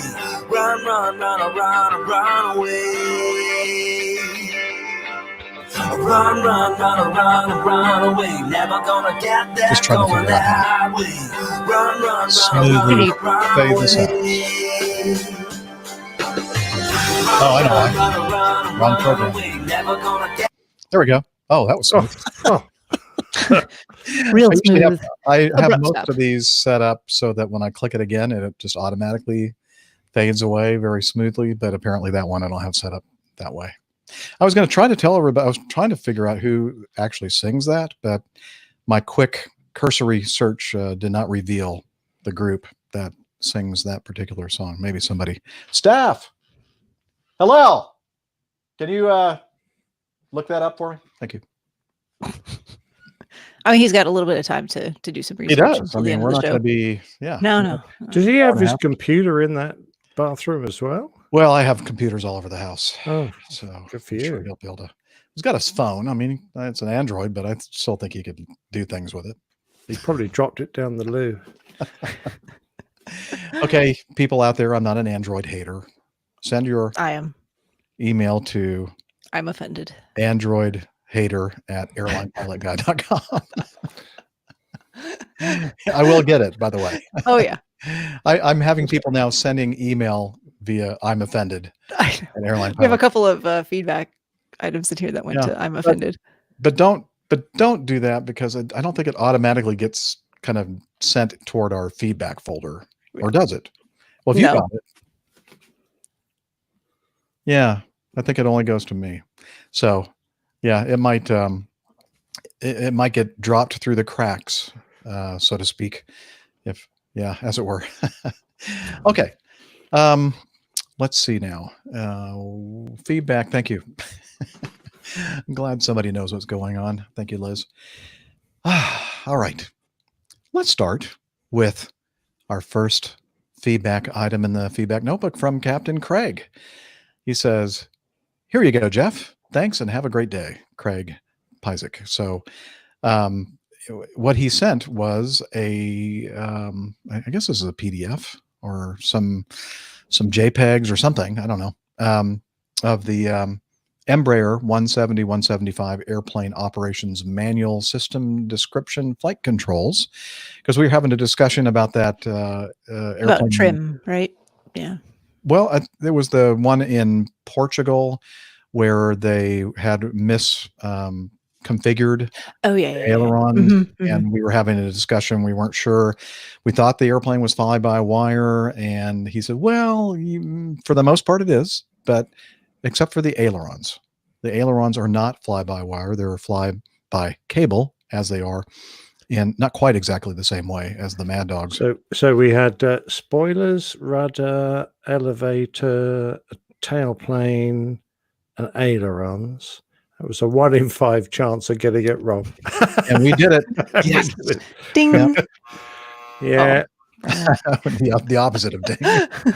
But since Craig sent this in, now, see, everybody in the community is just trying as hard as they can to keep us above that 50%. Yeah. It's a lot of work for them. It is. Thanks, everybody. We appreciate it. Yes, we do. But we'll have this in the show notes. But anyway, I guess the yokes are connected via cables to the what were they called again? The power control, not power control units. PCUs, power control units. Flight control module. Or the flight control modules or something. I don't know. They were called something different. But anyway, this little device that the cable is attached to is actually right there on the extremities. Oh, I should have read a bit further down. Steph's quite right. The FCM flight control module. Okay. And that flight control module is actually connected to the right next to the aileron surface. So it is hydraulically actuated, but you control it with the cable, via the cable. The spoilers, as Captain Nick just mentioned, are actually fly-by-wire, and most everything else in the control system on the airplane is. So interesting. Thank you for setting us straight, Captain Craig, who flies one of these jets, and so that's why he knew all about it. So we appreciate that. Right. Item 2, Ryan writes, "Hi, APG crew, Ryan from Wichita again. I'm writing in reference to the dynamic B767-200 fire at Fort Lauderdale Hollywood International, I should mention, discussed in episode 430. Listening to the discussion regarding the miscommunication during the evacuation, which resulted in the engine still running during slide deployment, reminded me of the almost identical situation from the American Airlines Flight 383 fire and evacuation at Chicago O'Hare on October 28th, 2016. The NTSB report linked at the bottom of the email discussed the evacuation miscommunication, saying, quote, even with an unfolding emergency, there should have been better communication between the flight and cabin crews. The lack of communication resulted in the flight crew being unaware of the developing situation in the cabin and the flight attendants initiating an evacuation with the left engine still operating. If the left engine had been shut down earlier, the fore left slide would have been available for evacuation sooner, because the slide would not have been affected by the jet blast coming from the engine. Also, the only serious injury resulting from the evacuation, which, as previously stated, occurred when a passenger, once on the ground, was knocked down from the jet blast from the left engine, might have been avoided. The NTSB concludes that if the flight crew or the flight attendants had communicated after the airplane came to a stop, the flight crew could have become aware of the severity of the fire on the right side of the airplane and the need to expeditiously shut down the engines. Have a little bit of video of the evacuation of that American Airlines 767 that I'd like to share with everybody. And so I'm going to do that right now. Share audio, and it is, which one here? I think no, that's the Qantas one. I thought I had this all worked out. Here we are. Okay. Share. Okay, can you see that on the screen? Here we go. Yep.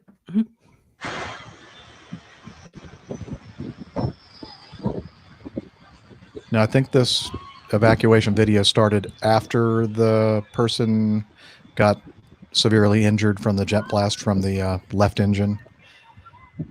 But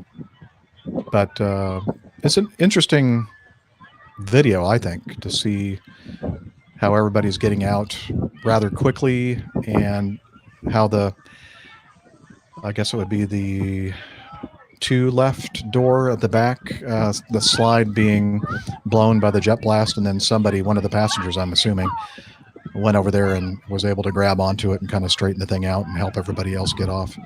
So they have all the exits on the left side of the aircraft in use, including the overwing exits and slides. Okay, thank you, Liz. All right, so yeah, you can see the fire really getting bad on the right side of the airplane from here, and people running away from the airplane. Again, if you're listening to the audio only, please make sure you visit the show notes, and then you can see this video. It looks like the fire brigade is just now showing up. I hear the sirens getting stronger in the background, and looks like they responded within about 2 minutes. It's pretty quick, actually. It's a big airport. Anyway, so let's go ahead and stop that one. Thank you for sending in that video, Ryan. Good stuff. It is, and it's not the only one. Did you remember the 777 at Las Vegas, British Airways? Mm-hmm. Yeah. Guy was just about to retire, rejected the takeoff after an engine failure, and he also left an engine running during the evacuation. Yep. Because they never completed the evacuation checklist. Yeah, I remember us discussing that. Ryan goes on to say the full report goes into more detail, including the reasons for the lack of communication, which included the failure of multiple flight attendants to select the correct interphone buttons to call the flight deck. I would imagine that their training, recurrent training, probably emphasized how Probably so, but that's one of those things where, when you're under a higher level of stress than usual, unless it's really muscle memory, motor memory, it's easy to screw those things up. And usually only the flight leader or head steward or whatever you are called, at your airline, purser or whatever, is the one that, is familiar with that because they are communicating a lot. But if you're a flight attendant that doesn't normally have that sort of position, then you may not know exactly how to do that because you don't really know. Yeah, I mean, also, I think some of these interphones don't make themselves very simple to operate, or the people who design them. They've got to remember a number code or something, instead of having a big red button that says captain on it, which would, of course, be, a no-brainer. Why don't we think of doing things like that? Right. Putting a little picture of the captain right there. Yeah, a handsome chap with a mustache. Exactly. Or lady with a mustache. Or a lady with a mustache. Anyway, also included in the let's see. I'm sorry, getting a little feedback here. Let me mute that back channel because I can hear my voice. It's very distracting. Yeah. Anyway, included in the show notes will be the NTSB investigation report and a link to that video that we just saw. Okay, let's keep moving on here. Item number 3, unusual aircraft recovery procedures. Captain Vanderberg. Now, does that name sound familiar to you? It certainly does. And isn't he the little boy that put his finger in the dike? Exactly. No, that's not. Oh, okay. I was going to go with Children of the Magenta Line. Yes. Yes. Children of the Magenta. Yeah. He's the one that was little Dutchman. Yeah, that Dutchman. So it's Captain Warren Vanderberg. In this case, well, anyway, Thomas said he found this gem, and it's on YouTube. Unusual aircraft recovery procedures. Again, we'll have a link to that in the show notes for you to watch yourself. And it's an American Airlines Advanced Aircraft Maneuvering Program video about unusual aircraft recovery procedures presented by Captain Warren Vanderberg. Concerning updated rudder technique, check out this aircraft design and operation leaflet of use on rudder of Boeing aircraft. So there's a link within the link regarding this leaflet from IFALPA, or International Federation of Airline Pilots Associations, the global voice of pilots, on the use of rudder on Boeing aircraft. And so lots of good stuff in there. So thank you very We much. call this a leaflet. It's like a small novel. Yeah, it's a very large leaflet. Yeah, I Mhm. wouldn't call it a leaflet either, but that's what they say on the cover of Oh, this. okay. That's why I use that term. I normally don't use the term leaflet very often in everyday I was thinking of conversation. in the movie Airplane when the one Mhm. passenger just wants something light to read. And she's like, I have this leaflet on famous Jewish sports something or other. What it was, it's like one page of. That's offensive. You can send that directly to me. That's fine. It came from a movie. Yes, a direct quote. It wasn't your sentiment at all. It Not was at from all. the movie. Not at all. Airplane. By the way, Actually, sorry, Jeff, I was just going to say, looking at the still they took from the YouTube video with that, what is that, a DC-9? Inverted. It's probably a Super 80. Super 80. There you go. Inverted. I thought if you want to generate a picture to terrify everybody, that's the one to do.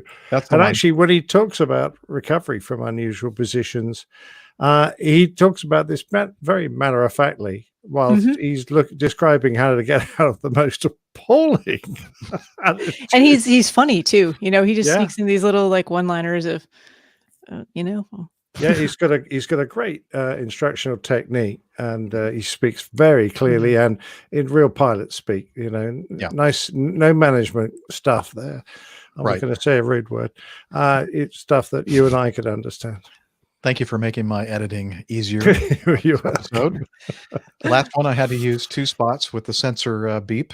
Yeah, one for Rick and one for Nick. Yes. Were You we guys won't let swearing at an each other? expletive slip. No, different times, completely different times. Yeah, two different subjects. So if your name rhymes with ick, you ended up having the sensor beep. Oh dear. Yes. She Am I does. going to get a letter now? First Well, warning. Well, We'll HR have a- was paying attention. We'll have a meeting after the show today. Fair enough. Yeah. Are you ready to copy down this number? Do you have a pen? Do you have- Or are you don't too actually. busy, you know, doing I'm the too show? busy flying this podcast. Flying this podcast. Podcaster, man. All right. Darn it. Where is it? It's not there. Go away. Leave me alone. Stop picking on me. Podcaster. Gosh darn it. I don't have time to write down your stupid number. All right. Thank you, Thomas, for that. Really good. I mean, I do recommend that you watch the video. And if you haven't watched the Children of the Magenta, you should watch that one as well. In fact, that would be my number 1 choice for you. Watch that one first and Yeah. then go watch this one. And then watch this one. Yeah. Usual And Airline. And it'll then be read like- the Midwich Cuckoos. That's another good one. And then I was going to say the leaflet Then a leaflet. if you wanted to the leaflet if you go to have a lot sleep. of time on your hands. Yeah. or have insomnia. So Texas Charlie sent in this. He says, "Howdy, y'all." Attached is, that's what they sound like in Texas. Howdy, y'all. Attached is what it will look like when Jeff and Dana fly for the first time in months. And so he gave us a link to a Facebook post. So that means I'm going to have to hit the share screen button again. And let's see. Right there. And see if I can find the one I'm looking for.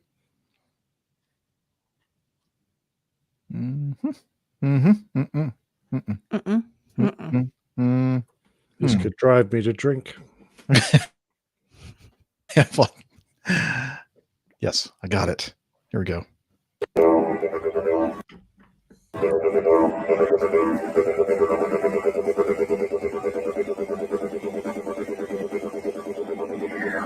So this is Dana and I when we return to flying.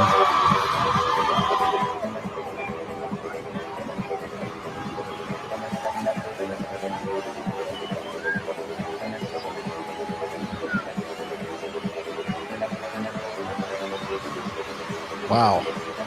That is cool, isn't it? Is that from Oshkosh? Well, it's one of those night shows, but aerobatic displays. I don't remember that being at Oshkosh because I don't remember the laser. Yeah, very, very, very nice. So Of you'll course, have to half check the it out. audience are blind now, but Unfortunate. Yeah, the Yeah. pilot as well. Yeah. He can't seem to travel in a straight line. Yeah, Yeah, it was all over the brilliant place, stuff. up, down. What now? What was he referring to? That's how you will be flying the aircraft, like in those unusual attitudes, or just I think so. celebratory with some fireworks and lasers? I'm not sure exactly what he Maybe means. He both. said that this is what it's going to look like. And if that's what it's going to look like, Texas Charlie, then it'll be Dana and my last flight. Yep. Your passengers will be slightly concerned. Yeah. But it would be really super cool if we had fireworks and lasers coming out of the airplane. That would be awesome, actually. Now, I haven't actually done a lot of studying yet for the Boeing 717, but perhaps that is one of the options. They'll have to look into that. Firework option? Yeah. It's a different chapter, I think. Rave option? Yeah, that's right. With very large speakers on the outside of the jet as well. Well, just don't get it confused with the chemtrail option. No. But Nick, I told you we weren't going to talk about that. All right. Item 5, moving quickly on. Steve sent in some audio feedback regarding single engine operations on the ground. So take it away, Steve Hurst. Hi, APG crew. This is Steve from Mexico City. Been a long time listener. I think I joined you on the... Wait a minute. That does not sound like a Mexico City accent to me. Does it to you? It's Mexico City in Yorkshire. Oh, okay. Gotcha. I misunderstood. Yeah. Hi, APG crew. This is Steve from Mexico City. Been a long time listener. I think I joined you on the 220s, 230s, something like that, and really enjoy the show. So thank you from me for all the work you do with the show and all the work you do for the APG community. Really appreciate it. And I've sent some feedback in before, and so really appreciate the time that you take to read that and answer some of my questions. So thank you. Thought I'd have a go at an audio feedback. It's my first one, so apologies in advance if I waffle on too long or stuff this up. But anyway, here we go. So I wanted to ask a question about single engine operations on the ground, and I believe I remember a discussion around this a few shows ago, but I think that was more in the context of single-engined taxi after arrival. And as a frequent flyer, certainly it's something I'm more used to these days, hearing them shut down the engine after you've arrived and you taxi in on one engine. So that's quite normal. But one abnormal situation that I experienced about a year ago was on a flight out of Mexico City up to San Francisco with United. It was I think it was an A320, could have been a 737, I can't remember, and I don't know whether the type of aircraft has a bearing on single engine operations and systems issues and things like this. But anyway, it was a United flight up to San Francisco. It was a late morning departure, which is always a busy time out of Mexico City. And we pushed back from the gate and taxied out. And I noticed when I heard them start the engine that I could only hear one running. I didn't hear the second engine start. And as a frequent flyer, you get used to the sounds and the bumps and the bangs and what's normal. And I just happened to notice that the second engine hadn't been started, and we taxied out onto the main runway. The main taxiway, and there was a long line of aircraft in front of us, and we probably waited 35 minutes before we were getting to the point where it was our turn, just a few aircraft in front, and at that point they started the engine and off we went. So all good, but it just got me thinking around what are some of the issues that single engine taxiing before departure present to you as pilots, some of the potential operational and procedural implications, and your views just in general on this. And do you like it? Is it something that you don't like doing, and why? I guess there's some procedures that you have to follow that are different to the norm, which may add to the stress prior to departure. I guess that your company will have some guidance around when you should consider single engine taxiing before departure, and I can imagine that it relates to if you're expecting a long wait, so they'd much rather you only have one engine running, because that way you save fuel and we reduce noise and environmental considerations. And that was certainly, I think, the case in my experience on this flight, where we waited a long time before we got to go. But like I say, I'd be interested in, on the procedural side, what difference this makes. And with only one engine running, you've got presumably some of the hydraulic systems not up and running yet, and other things that you've got to think about. And then as you're getting close to the front of the line, you're thinking about timing and not wanting to get caught out, not being ready, and not got your engine started in time and your checks completed before the clearance comes to take off. So all of that, I would imagine, adds to the workload and the stress and the planning that you've got to do. And then from a passenger perspective, I thought about, well, how would I have felt if, having thought we're almost ready to go and waited all that time taxiing, I wouldn't have been very happy if suddenly the pilot came on and said, well, sorry, but we've realized we've got a technical problem. We can't start the second engine and we've got to go back to the gate and troubleshoot it. And it's not a common thing, I know, but I can think of a few occasions where I have been on a flight and there's been a technical issue getting an engine started, and they've had to push back onto the gate and get someone on board to troubleshoot it. And it's an inconvenience and a delay, but these things happen. We all understand that. But I think it would have been even more frustrating if you'd spent all that time waiting in line and spent 40 minutes thinking you're just about good to go, and then, oh, we can't start the engine, we've got to go back to the stand. So not a great customer experience either. But these things have to be balanced with the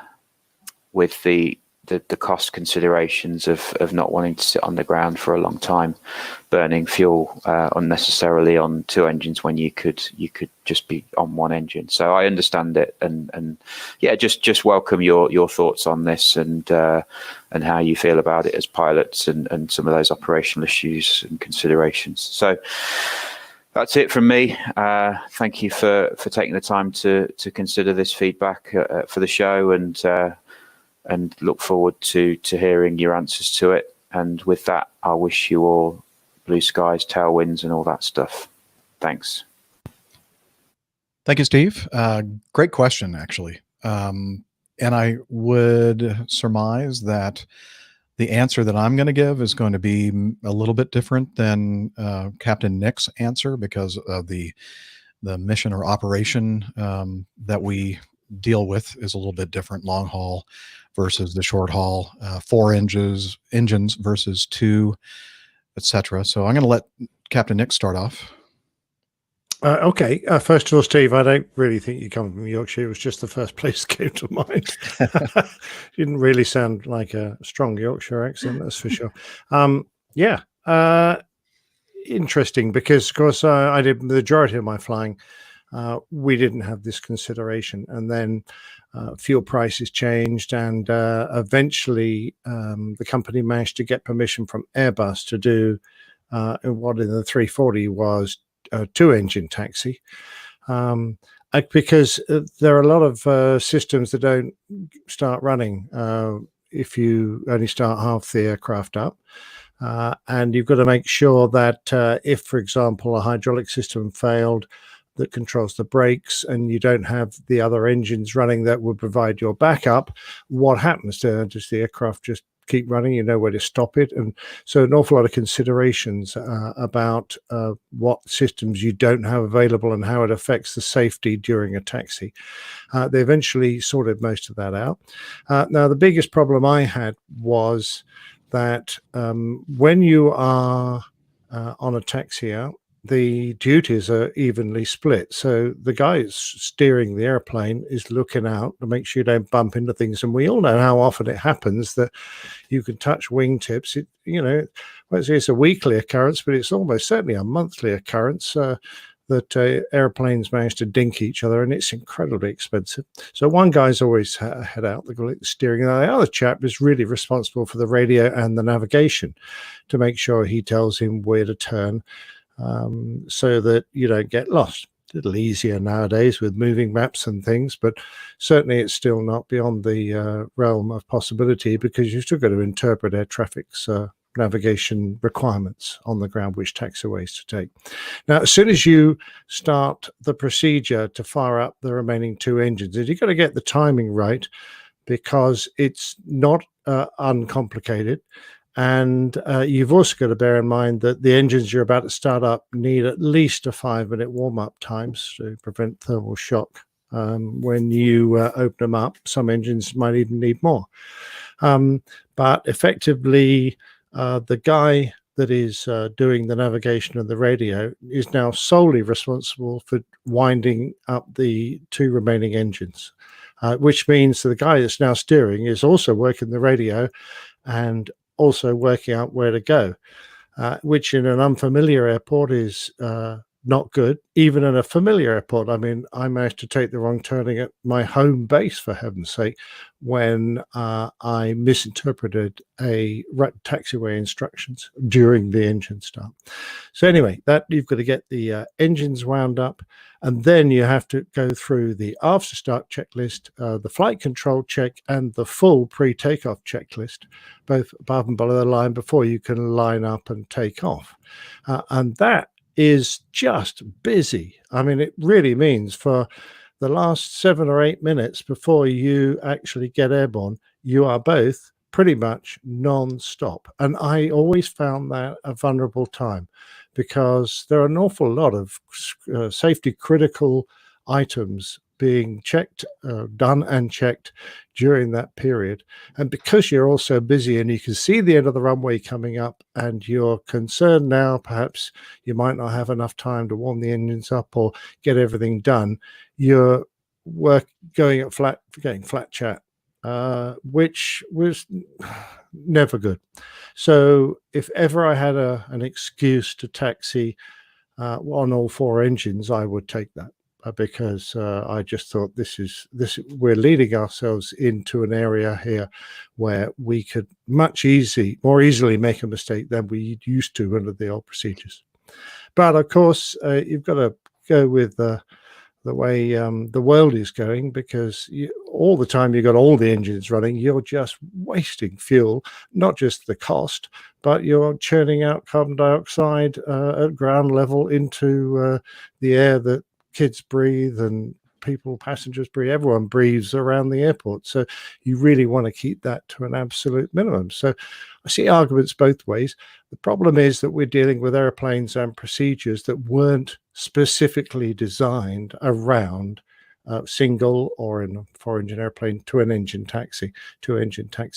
The next generation of airplanes, hopefully, they'll be much slicker about being able to do this, and it'll be a lot simpler. You won't have to have this huge string of checks to be done after you complete all the engine starts that make you safe to take off.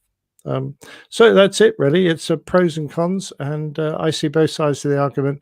As regards what happens to the passengers, should they get or feel justified in getting upset if you have a problem after the engine start?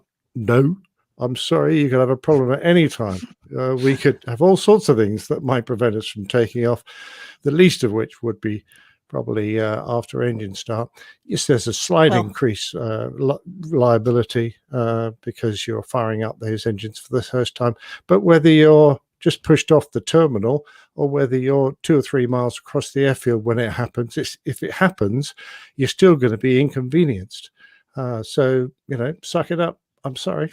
I have a passenger complaint, but I'll get to my complaint after Jeff's perspective. Okay. Specifically, I didn't go on too long. Is it a crew complaint or a passenger complaint? As a passenger complaint. Oh, okay. All right. Well, I knew that our answers were going to be different. Again, long haul airplane or kind of airline that Nick used to fly for, and an airline that does both long haul and very short haul types of flights. And most of my experience at Acme has been on smaller airplanes, and basically we've been doing single engine taxi procedures. It's normal, it's common. It's since I was hired back 31 and a half years ago. So more than 3,100 years ago? Is that what you're no, going to say? 31 and a half years ago, not 300. And yeah. So yeah, the entire time that I've been flying for Acme Airlines, single engine procedures have been quite common, at least on the mid-range airplanes and smaller. And the bigger ones back in that first decade that I was with Acme were ones that never really, they were encouraged to do the procedure, but very few ever did. And a lot of that has to do with, and I think Captain Nick would agree with me, the weight of these long haul flight. The aircraft weight is getting close to the max taxiing weight, the max takeoff weights. And if you don't have all your engines running, you're going to be running up the engines that you do have quite high, and that's another risk factor, blowing Yeah, things it is. over. And of course, you're using fuel that you would otherwise have saved, so there's no saving. So, but our company has always stressed that when it's reasonable, plan on using the single engine taxiing procedure. Now, in the 727, the most of the time it was two engines. We had three engines on the airplane. And that was mainly because there were a lot of cases where it just only having one engine running on the 7.2 just wasn't enough power really to get the thing moving around. So two engines was pretty normal, and then start the third one in time to get a good warm up on it. Now the airplanes that I've flown, Nick, 3 minutes has been the warm up time, unless the engine hadn't been operated for more than 3 hours, I believe. And then in case that was probably every flight for you, or most of the flights for you. For us, we're on the ground for 45 minutes to an hour and a half or whatever. And so we always fell within that. The engine's still warm. So we only have to get actually it wasn't even 3 minutes at first, but now over time they've extended it to a 3-minute warm up time. And that is one of those things you have to consider. You have to kind of be clairvoyant sometimes to figure out exactly, because if you have a couple different ways to access the takeoff portion of the runway, you're not always sure what your sequence is going to be. And of course, sometimes somebody ahead of you might have an issue right at the last moment, and they say, we're going to have to take ourselves out of the sequence. And then they say, okay, Acme 431, you're up next. And you go, oh crap, let's get this thing started.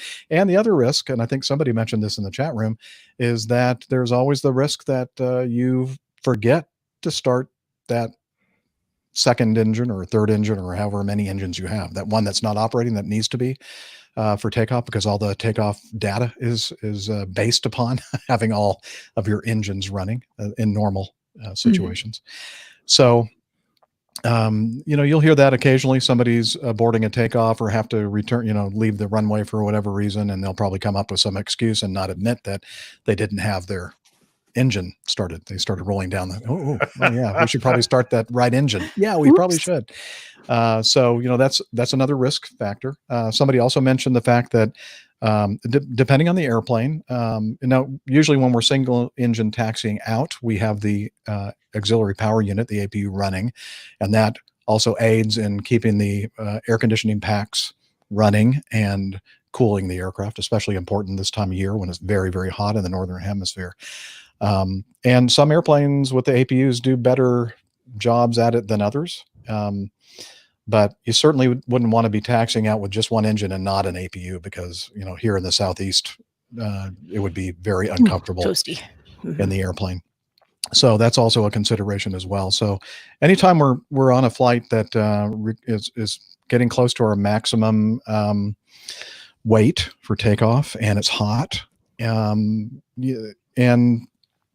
other considerations that we could spend another hour on this just one subject might require or might necessitate in a captain's mind that let's go ahead and start up all the engines. So I mean, Steve's point regarding not knowing whether or not you're going to have an issue starting up the engine that is not running, that I guess is a factor, but I think Captain Nick kind of addressed that pretty well. If you're going to have the issue, you're going to have it at some point, and it's maybe just a little bit more of an inconvenience if you don't find out until you're about ready for takeoff. So let's see what else. Okay. So from a passenger standpoint, and this is a very serious complaint, and it is actually only applicable to the, or mostly applicable to the A320 series, that silly barking dog sound when the power transfer unit for the hydraulics comes on when you're doing single engine taxi. Mhm. Oh my gosh. So no, I'm just kidding. That's the only complaint I had. It is. And I hope no one's, if you're offended. Well, I again. mean, it is an unusual noise when you hear it for the first time. You really do think it like there are dogs in the cab or cargo hold that are barking. It does have that kind of distinctive I'm totally kidding. Is that sound. being a but Yeah. gosh, when it's a when there's a super long wait to take off and taxiing forever, and it's like you're sitting right by where that power transfer unit is near the wings, right? Yeah. Yeah, it's just sometimes pretty loud.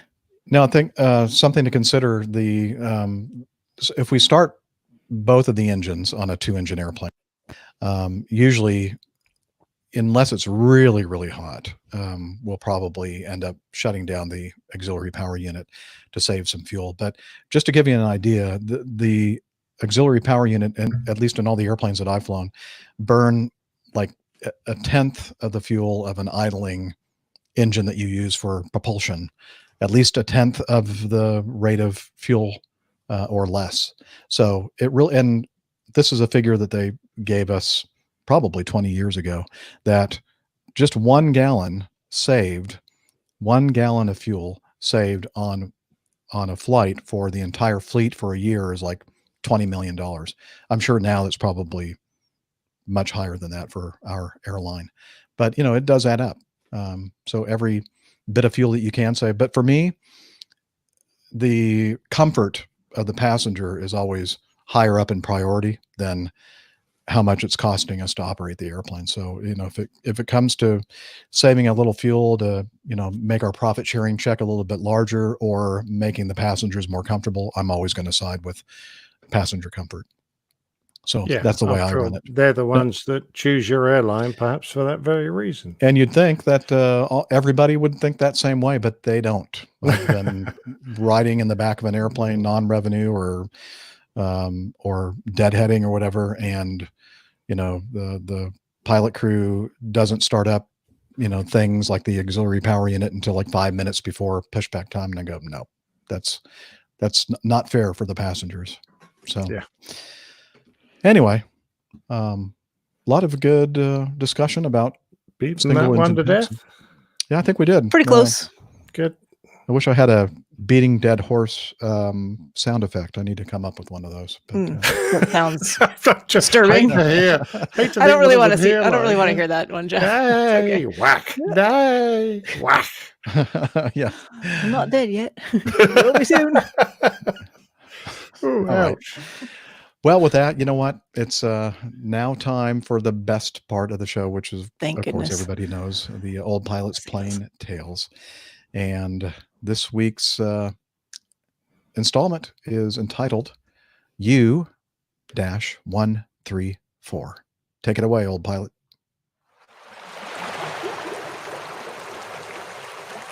The Old Pilot's Plane Tales. U-134. In 1941, the German Navy commissioned its latest submarine, the U-134, and as it slid out of harbor to join the 5th U-boat flotilla, Captain Lieutenant Rudolf Schendel keenly anticipated the mission ahead. A first patrol took the U-boat to the north coast of Norway, and in the freezing temperatures of December, he attacked a 4-ship convoy. The ships were in 2 columns, and despite the dark, Schendel managed to target the second ship of the left-hand column with 2 torpedoes. A little after 9 p.m., the second torpedo struck the vessel amidships, and shortly after, it sank into the ice-laden sea. The mood aboard the U-boat was buoyant after the success of the attack, and the radio operator rapped out a report to Naval Command that they had sunk a steamer of 4,000 tons. A mere 3 hours later, the self-congratulatory euphoria on the boat was replaced with dismay as a shocking reply was received. Not only had the submarine crew overestimated the ship's tonnage by doubling it, but the vessel sunk had been the German steam merchant vessel Steinbeck, part of a German convoy escorted by armed trawlers. An investigation by the Navy High Command concluded that Schendel had made the incomprehensible mistake of thinking that it was possible for an enemy convoy to sail so close to German-occupied North Norway, and placed full responsibility on his head. The commander of U-boats, Admiral Hans-Georg von Friedberg, was more sympathetic, concluding that the commander should not be blamed because he lacked information about sailing times and positions of German ships in that area, and it was the first patrol of the U-boat, and the commander was in a new combat area of the Arctic waters. Whatever, the result wasn't an auspicious start for Steinbeck or his boat, but he would remain in command until early 1943, when he was relieved by the man who would take the submarine to its grave.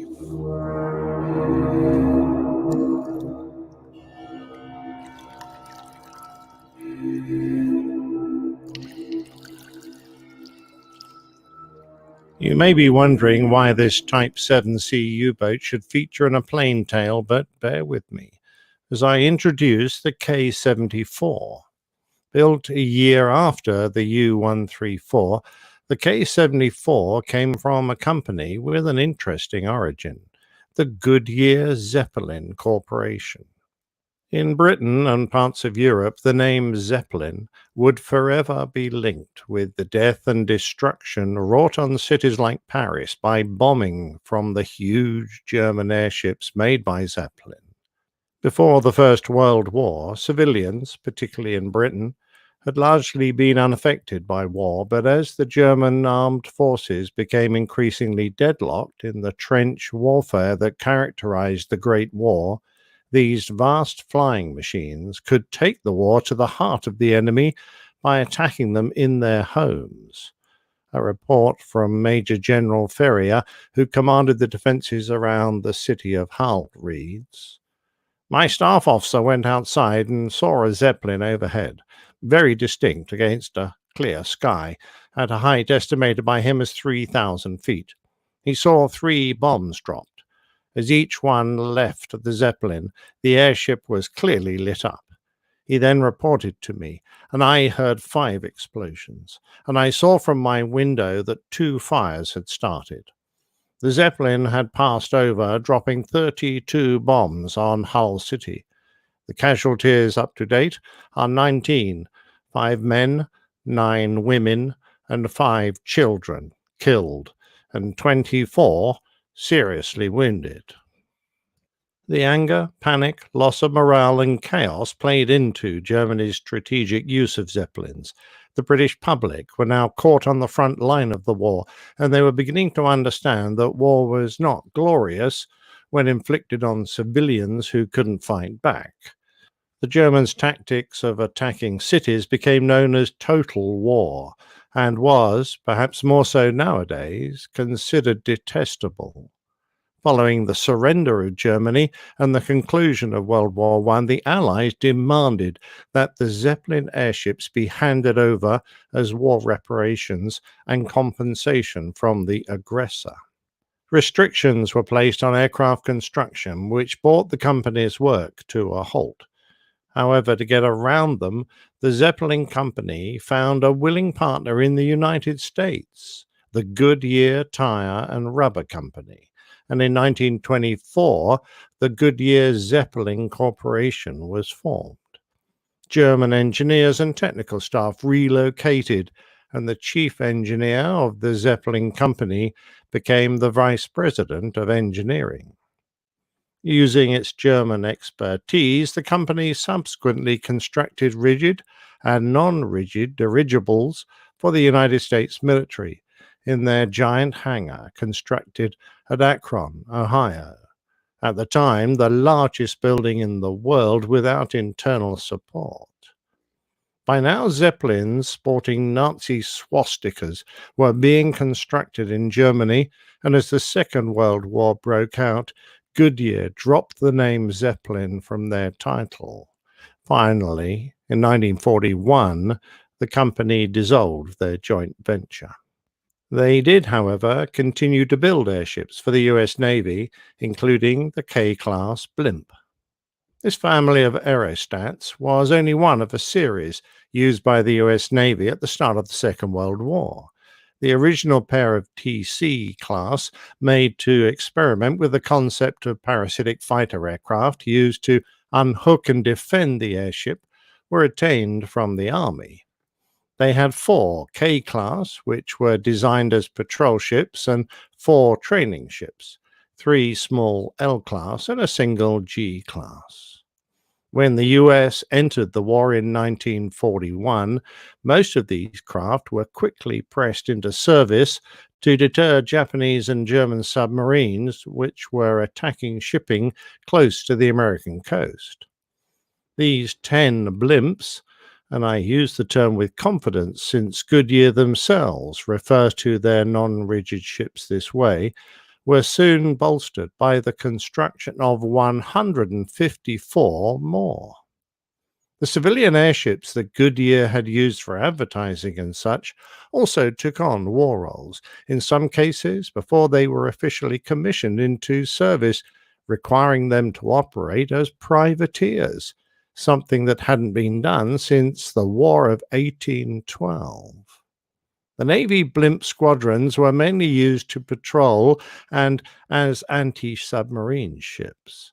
They were equipped with magnetic anomaly detectors and radar, and some were even flown to Gibraltar to help search out German submarines there. The PBY flying boats had been searching those waters, but the magnetic detectors needed to be flown at very low level to operate well, which was particularly difficult at night. The Goodyear blimps were considered a perfect solution, since they could fly low and stay on patrol for long periods, providing a detection barrier by night, while the PBYs flew by day.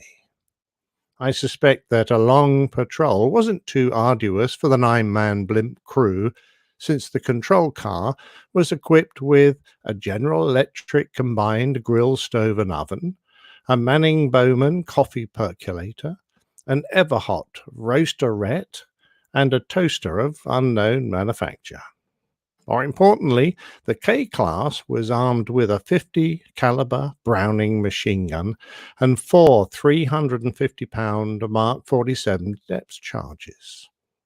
With the 2 Pratt & Whitney 425 horsepower radial engines clattering away noisily on either side of the gondola, the 250-foot-long airship could crack on at a maximum speed of 78 miles an hour, but it usually cruised at a slightly more sedate 60 miles an hour. However, it was able to stay airborne for over 38 hours and had a range of more than 2,000 miles.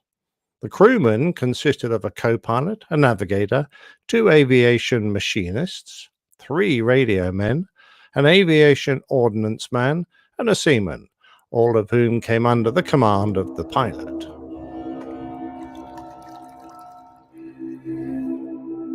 Three years after the U-134 first sailed into battle, sinking one of its own ships, it would begin its last patrol. It sailed from the submarine pens at La Rochelle, set out around the north coast of Spain and out into the Atlantic. Cruising towards the Azores, it took a wide detour around them, as although Portugal was still a neutral country, Britain was concluding an agreement to lease airfields on the island from where it would base anti-submarine aircraft, which would become a vital turning point in the Battle of the Atlantic. Picking up its original track, the U-boat continued its voyage towards the southern tip of Florida. On the 8th of July, as it passed south of Bermuda by day and on the surface, it was spotted and attacked by an aircraft from the U.S. Navy Squadron VP-20. Despite receiving several hits from the submarine's guns, John Hitchcock, piloting the Martin PBM Mariner, attacked the U-boat. On his approach, the front turret's guns jammed, but he continued to press the attack despite receiving hits from the U-boat. Then the German anti-aircraft shells struck an engine before spraying around the inside of the PBM's open bomb bay. They smashed the bomb release mechanism, causing all 8 depth charges to drop in a cluster some 300 yards short of the U-boat. As the Marauder passed overhead, the tail gunner fired, and a remarkable photograph taken at that moment shows the U-134 straddled by bomb explosions and bullet splashes in the water made by the tail gunner.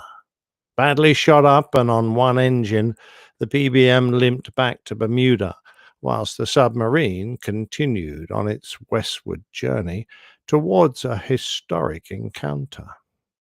58 days had passed, and the U-134 had yet to sink a ship, when on the 18th of July 1943 she arrived in the Straits of Florida.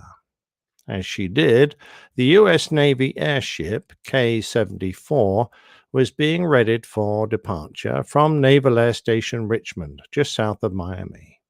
At 7 p.m., the blimp was launched, and they headed south by southwest from the starting point of Key Biscayne. The MAD equipment was on, looking for small changes in the Earth's magnetic field that might indicate the large metal presence of a submarine, but approaching midnight, it was the radar operator who first saw the U-134 about 8 miles away. The boat was on the surface after venting the stale air from inside and allowing the crew to enjoy some time topside in the warm tropical air, but now it was homing in on some nearby merchant ships. The large, slow-moving airships were always going to be vulnerable to anti-aircraft fire, so standing orders required the K-74 to stay out of range of surfaced submarines.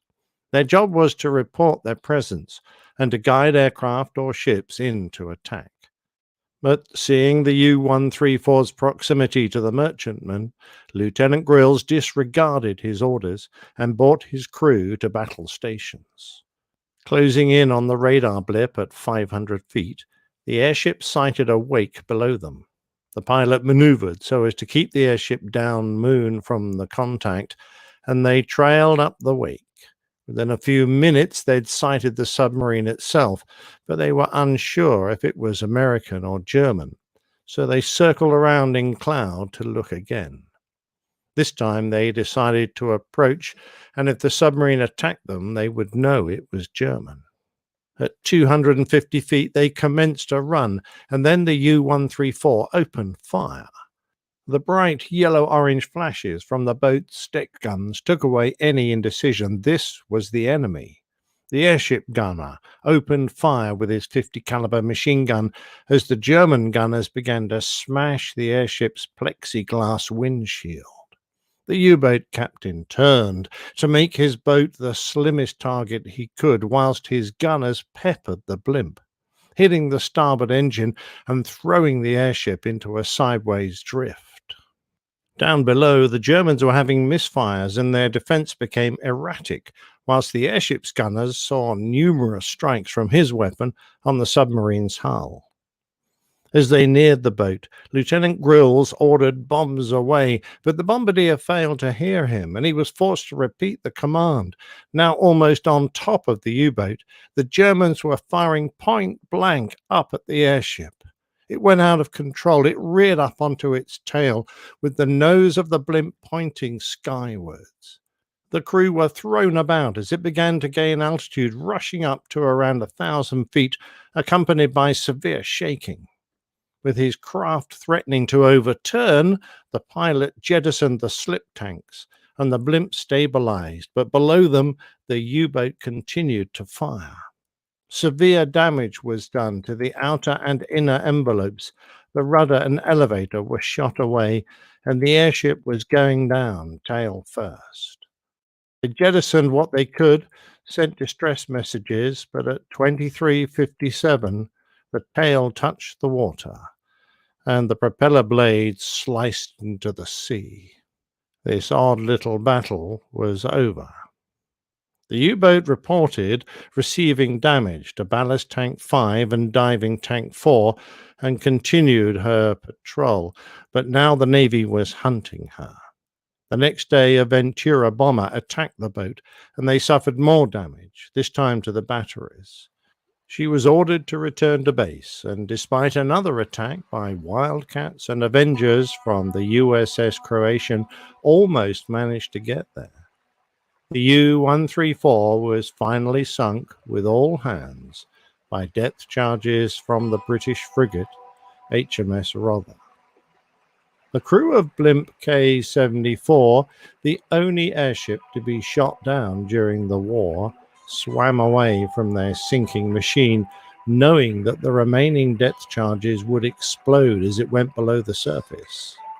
They hung on to the remains of the gas bags for some hours until they were spotted by a Widgeon seaplane.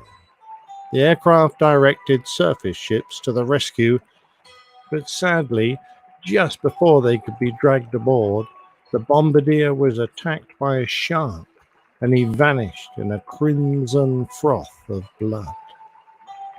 Initially, Lieutenant Grills and his crew were criticized for attacking the submarine against standing orders, but in 1961, Grills was awarded the Distinguished Flying Cross, and his crew Navy Commendation Medals, after German records revealed that the K-74 had actually damaged the U-boat.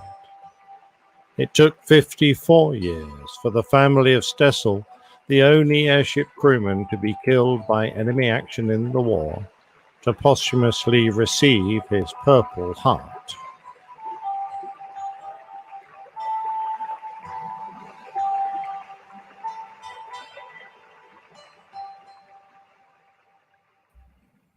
Wow, what a story. Thanks to Mayman Micah for digging out that story of blimp versus submarine. That was fascinating. And the blimp lost. I know. Yeah, well, I've Very got to go. Not surprising. Funny enough, the that particular U-boat, Mark, used to have a big cannon on the front and a relatively small anti-aircraft pair of Oiligans or whatever. But by that point in the war, they decided that sinking ships by using a cannon on the deck was not the best way to use their submarines. So they took that cannon off and replaced them with big anti-aircraft guns. So the poor blimp didn't have a lot coming for it. Yeah. No, not really. Yeah. No, it was pretty vulnerable. A brave effort, I thought, of them to try and attack them, at least divert the U-boat from its attack on their own merchantman, which saved lives. And ultimately, only one of them died, and that was because you have some pretty nasty sharks around there, apparently. Yeah, not a great place for swimming with the sharks. No, but I thought it Or was maybe it is a good place. Yeah.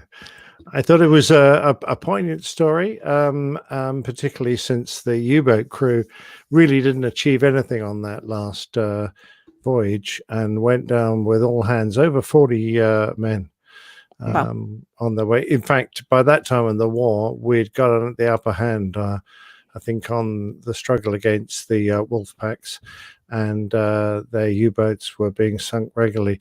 But, a lot of people would say that's nothing compared with the merchantmen who drowned in the Atlantic when they had their vessels blown from under them as they tried to get across. Absolutely. Oh, yes. Lots of and history. Zeppelin. What's this of letting Zeppelin join Goodyear? Who let that happen? You rotters. There were better terms back in those days. Times have changed. So good that they've rejoined. Goodyear and Zeppelin rejoined as a company in, I think, 95.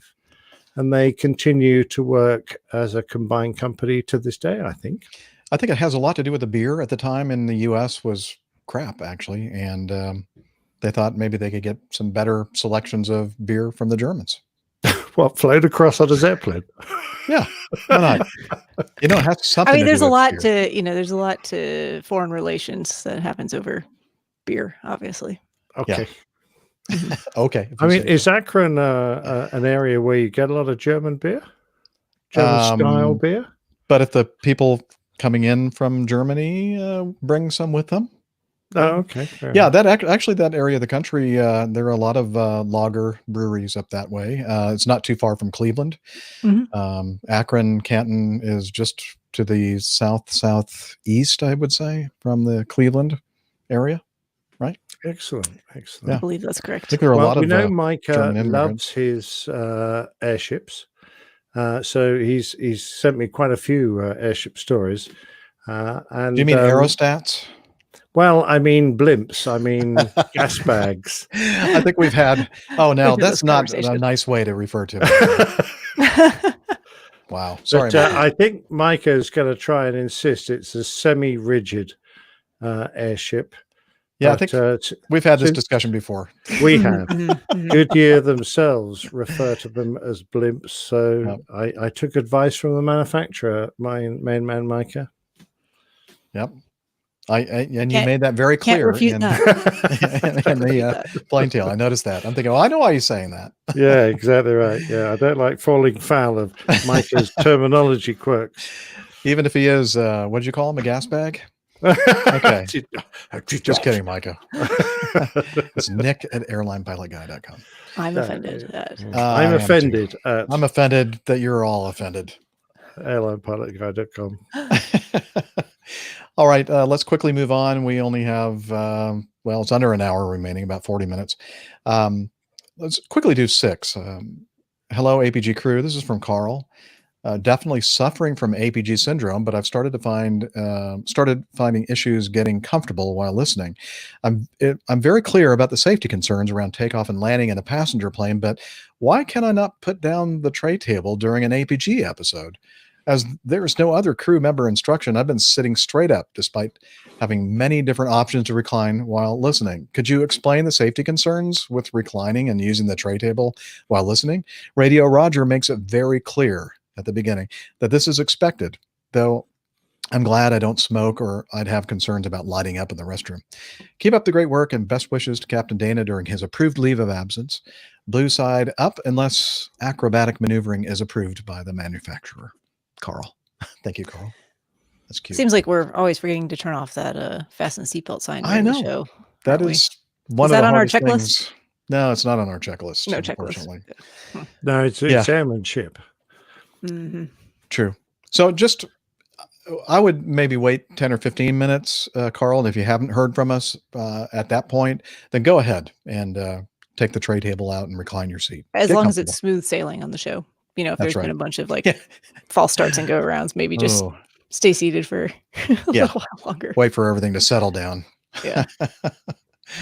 If someone All right. forgot to hit record. Yeah, no, that never happens. I think Shut we up. should Shut up, actually Steph. have some announcements that we could play during the show, telling people when it's safe to do that. Yeah, So that's a good idea. that is a great Little idea. bumpers again to We'll break get up right on segments. Yeah. Nick, Nick that has sounds like a volunteered great to idea. record some. Oh. You don't I want mean- English bumpers, do you? You want No, that's a good American point. American bumpers. Good point. I'll record some. Yeah. All right. Let's move to 7. Good morning, crew, or afternoon or evening or whatever time it is where you are. This message is coming to you from sunny Sicily by a recently relocated RCAF member doing his time alongside NATO. While listening to the follow-up on the snowbird crash in Georgia, I felt I could provide some insight into what was probably happening at the time of the crash. Before changing to an aircrew job in the military, I spent 10 years at the home of Snowbird's spring training, Charlie Yankee, Quebec, as a PAR GCA controller. From my understanding, the crash occurred during a practice for an upcoming show. Yes. What the crew does is take off, then run through a shakeout at low level to ensure everything is operating and responding as expected. I'm not going to pretend to know the exact reason it's done at low level, but I imagine it's done to stay below sight lines, but within the protected airspace of the NOTAM. As for the ejection seat debate, the majority of the unfortunate issues with the two-door tend to involve ancillary portions of the seat, parachute, buckles, straps, etc. Thanks for the amazing show, everyone. You make an insane commute enjoyable every week. Cheers. And this is from JL in sunny Sicily. Are you Well, thanks commuting for to setting Sicily us every straight week? there, JL. That's nice. Thank you. Yeah, good information. Appreciate that. All right, let's move Does everyone on. know what a PAR GCA controller is? Well, I was going to, let's see, He was going to precision gloss over approach that, I think. radar and ground control. What's the A? Or maybe I'm not. Approach. Yeah. Yeah, it's a controller that basically tells you when to turn left, turn right, maintain heading. And then if it's a PAR, they also give you, start descent, and they tell you to increase or decrease your rate of descent. It's kind of like flying an ILS approach without looking at the needles of an ILS approach and just listening to somebody in your ear telling you what to do to maintain. Yeah, it's like Siri guiding you down for an ILS. Oh, and that's why it's so unsafe. I love Hey doing Siri, I want to do an ILS. Hush now. Let's say you can't say those two words together without getting her to talk at you. Exactly. In the Air Force Training Command, we used to go down to Meridian Naval Air Station. They had a really good controller down there that did PAR approaches. Probably more than one, but they were very good at doing those. So that's how we learned how to and practiced PAR and ASR approaches. Yeah, I know I've told this story many a time, but we used to love doing practice approaches at our home base. But when we got bored, we used to start accelerating down the PAR approach, clean up the airplane, and listen to the controller speaking faster and faster and faster and faster and faster and faster until they realized what we were doing. Wait a minute. What are you guys doing? Or okay, I mean, you start off doing 150 knots, you finish up doing 300 knots. Okay, when he tells you to turn right 5 degrees, turn left 5 degrees. That'll screw him up. Your other right. Moving on to 9. Hi, AVG crew. This is from Darren. Thanks so much for the great feedback on my F4 model. I can't begin to tell you how nice it is to be able to share these with people who actually care and appreciate them. My wife is like, it's an airplane. Yay. Sounds like my wife when it comes to podcasting. With that said, I want to show you my personal favorite model, a Corsair. Ooh, I love that airplane too. This one I wanted to look, that's an F4U, I believe. This one I wanted to look really weathered, a workhorse warbird that's seen a lot of action. I airbrushed on a metallic surface with areas of zinc chromate color, then applied a chipping medium, and over that applied the blue-gray paint scheme. After that, I went back with a wet paintbrush and removed areas of the top layer of paint to show areas of bare metal and zinc chromate peeking through to achieve the effects of operating in the hot Pacific sun and weathering from the salty sea air on an aircraft carrier. Hope you enjoy the pictures. Can't tell you how much I love your podcast. It's all I listen to now, including my wife. No, he didn't say that. They do look good, don't they? The effect. I mean, it's a lot of attention to detail. Absolutely. You can tell how much time and effort is put into putting these models together. It looks like you can see the sort of undercoat coming through where it's worn and the paint's worn and chipped, and then there's actual areas of metal skin showing through, and all the gloop streaming back from some of the panels. Yep. It looks superb. I mean, it really does. You just need to build a diorama so it looks sort of in place on the ground or on a ship's deck or something. It's just absolutely fabulous. I don't know how you do it. It must take a lot of skill and time and really good eyesight. Yeah, I'm just showing some of and the good photos. fine motor coordination to be able to put all those pieces together. Here's some of the detail of the sharing the screen here. I guess you guys can see that, right? Yeah, on that sure. one, have you noticed that he's even got some pee on the wheels where the pilot had to empty his bladder before he went flying? What? I don't think that's Nick's true. eyesight is way too good for a. Yeah, put your glasses on, sir. Oh, Yeah, okay. that's just amazing. That was just something on your aircraft, Nick. Okay. Not Gotcha. everyone's aircraft. Oh. Isn't that amazing? That's just an incredible skill with I mean, that picture right there that's showing on screen right now, I wouldn't, unless I saw that fencing in the background, if I didn't see that, I would think that this is an actual real Corsair wing. Yeah. Yeah. From 70 years ago or whatever it was. Beautiful job. Trying to do my Cool maths. airplane too. Yeah, The it real is. thing. All right. Moving on to, if I can get back to the list. Here we go. I believe 12. Thank you. Go to 12. Nicolay sent us some audio. He said, Well, that's hello, another just great model. wanted to drop some feedback for your fabulous show. Attached is an audio file and some pictures. Please include them if you think they are of interest. And this is Nicolay. How do you pronounce his last name, Nick? It's Hjertaas. Hjertaas. I don't know. From Trondheim, Norway. Here we go. Hello, APG crew and community. This is Nikolai from Norway. Long-time listener, first time giving feedback. Just want to quickly let you know what I'm up to and what GA life is like here in Norway. And I've also got a quick question for you all at the end.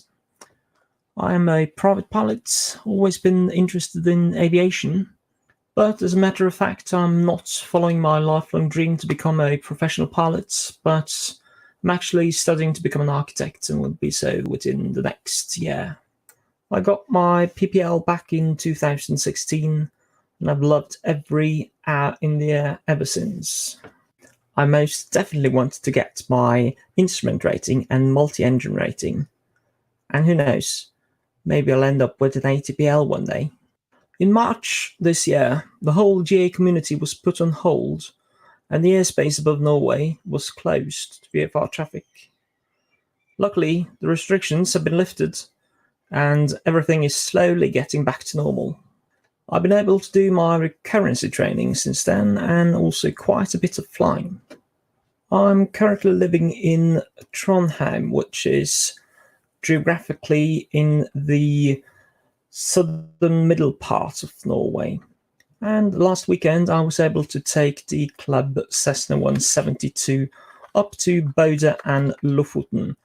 Lofoten is a mountainous and very scenic archipelago in the northern parts of Norway and probably the #1 tourist spot. And I'm sure that you, Nick, have flown over it if you were ever at Bodø during your service at the RAF. During my stopover in Bodø, I've got my first ramp inspection. It was pretty much what I expected. They checked all the papers and documentations for the aircraft, asked me about how I planned the flight, and did the daily inspection of the aircraft. As professional pilots, I'm sure you have been subject to many a ramp check. My question is then, how does the ramp check unfold in the commercial world? Do they check the aircraft thoroughly? And would this cause much delay for you? Greatly appreciate the show and your contribution to the community. Blue skies and tailwinds. Bye-bye. Thank you, Nikolai. So I don't know. I don't have an answer for him as far as ramp checks. I'm not even sure that's something that is done. Is that done to airliners? Nick? A ramp check? Yeah. I'd be ramp like when you're on the ramp and they want to see you. Yeah. They want to see your certificate and your medical and things like that. Yeah. Never. I've never actually been ramp checked. Never had a ramp check in my career. That happened to me once, and that was on a line check. So, just piling the pressure on, and we were trying to de-ice, and the weather was foul, and a very nice FAA inspector came on and wanted to examine all our paperwork. Now so that's what you're calling a ramp check? Yep. Okay. I mean, we get instructors FAA inspectors that ride our jump seat for the entire flight, and that's all part of the process of checking our license and medicals and all that kind of stuff. But well, that's what we call a ramp check, and because we're flying international, they're obviously not going to stay on the airplane unless they want a holiday. All right. Yeah, well, that's just an experience I've not had, so there we go. And yes, I used to fly around that part of Norway, or have flown around that part of Norway. We used to get regular NATO exercises where we would go across and operate out of the Norwegian bases. And more importantly, liaise and work with their fighter controllers out there, Red Pipe and the like. And we weren't quite as far north as Bodo. But we used to fly up that region. We were based in what we used to nickname Garden Gnome, which is actually Oslo International. It's Gardermoen or something similar. I'm sure Nikolai will tell me. Yeah, we always used to go down there, and you always had a ball. Loved it. Oslo is a beautiful city, and flying, you can just see from those photographs what it might have been like to take military fast jets, Phantoms, up those fjords and just belt around the place, having a ball. It was fabulous. Yes, we'll have all the photos that sent in the show notes. Yeah, the pictures are beautiful. Of course, we weren't quite as high as Nikolai was. Yeah, he was way higher than you were, so to speak. Okay, I'm not going to go there. Literally, altitude-wise. Altitude, yes. Oh, the Norwegians don't drink. They're very good people. Scandinavians. No, what do you call the Scandinavians? Scandahooligans. Okay. That goes to Nick. That's definitely not mine. Yeah, Nick, because I come from Scandinavian background. Oh, so do I. As do I. Oh, excellent. There you go. Wow. That's yeah. Wow. Everybody on the crew, I guess, except for Rick, maybe. From Scandinavian I don't think so much, background, Rick. right? Yeah. All right, let's move to 17. Yes, the new Coffee Fund contributor, Eric H. Would have been a lot easier if I had just referred to him as that in the Coffee Fund segment. All right. Just found the podcast during quarantine, and I'm loving every minute. As someone who has been furloughed from my job as a restaurant manager at a large theme park owned by a mouse that shall remain nameless. Can't think of what that might be. It has been a great distinction. I certainly can, Liz. There we go. You're welcome, Liz. All right. So let me start here. As someone who has been furloughed from my job as a restaurant manager at a large theme park owned by a mouse that shall remain nameless, it has been a great distraction. I've been an aviation fan all my life and hope to one day get my pilot license. On episode 443, you went down the rabbit hole of great beers and temperatures to serve beer at. A good book, I should say, that I recommend if you would like to learn more about beer and the science and details about different types of beer would be Tasting Beer by Randy Mosher. I actually have that book.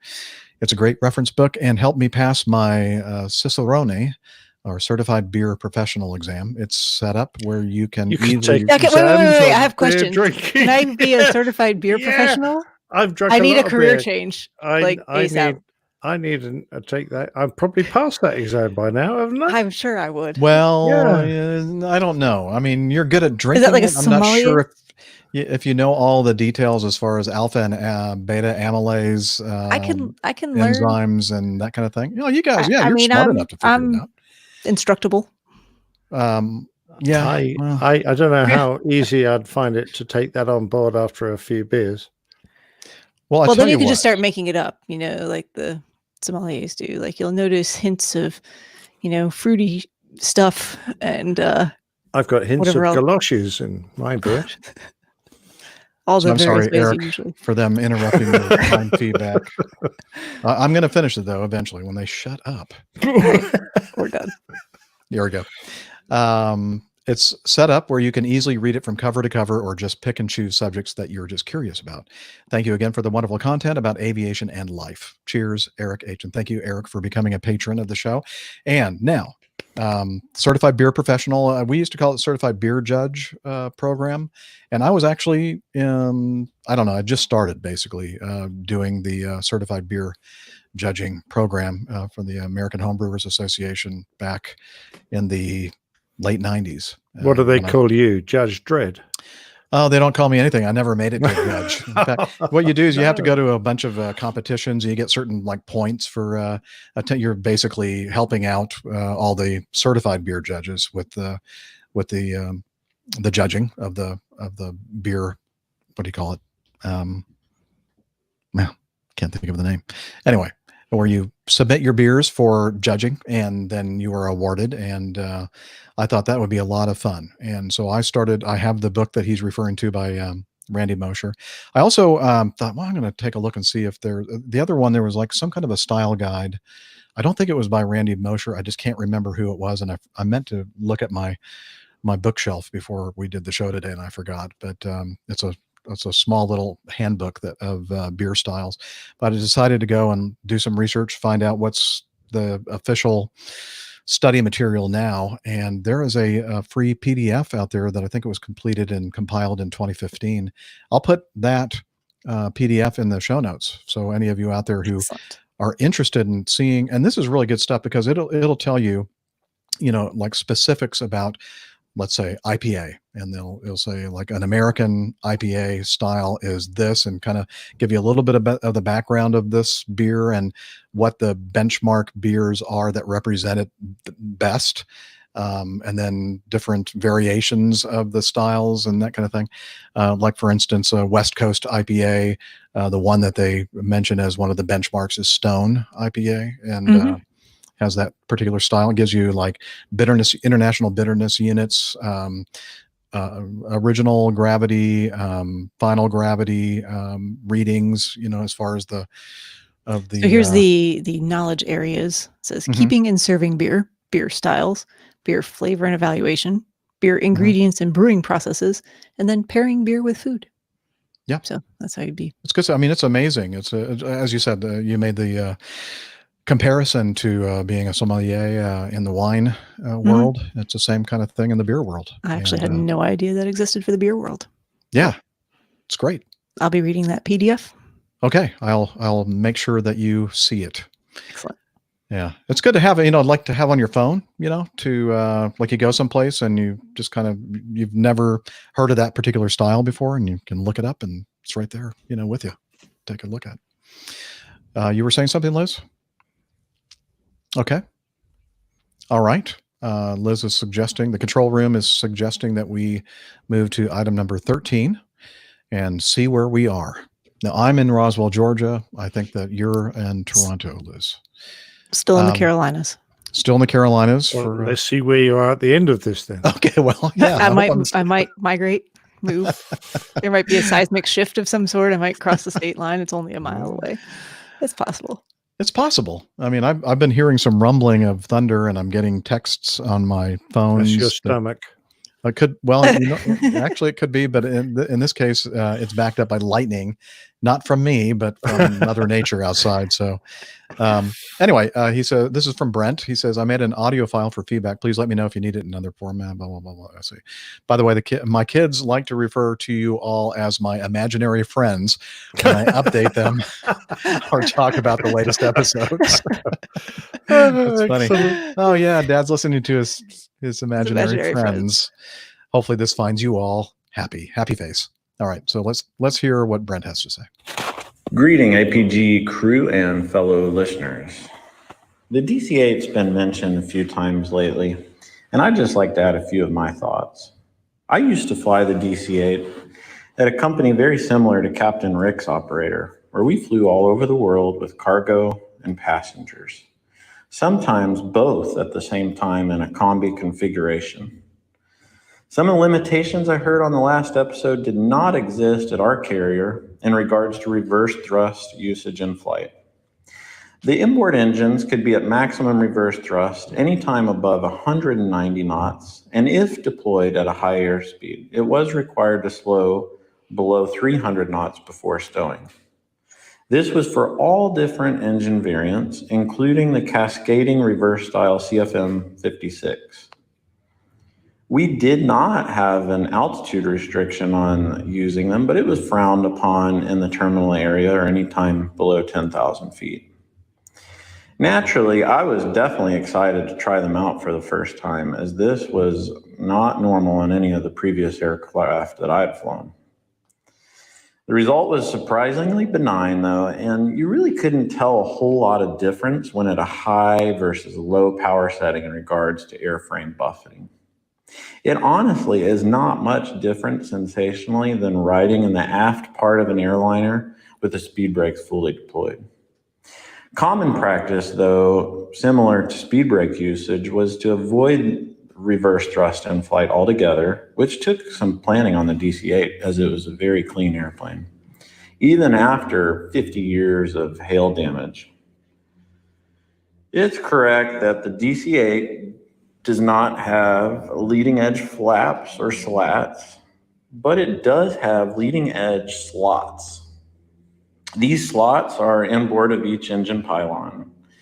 They have doors which close to make a flush or a clean wing when the flaps are up.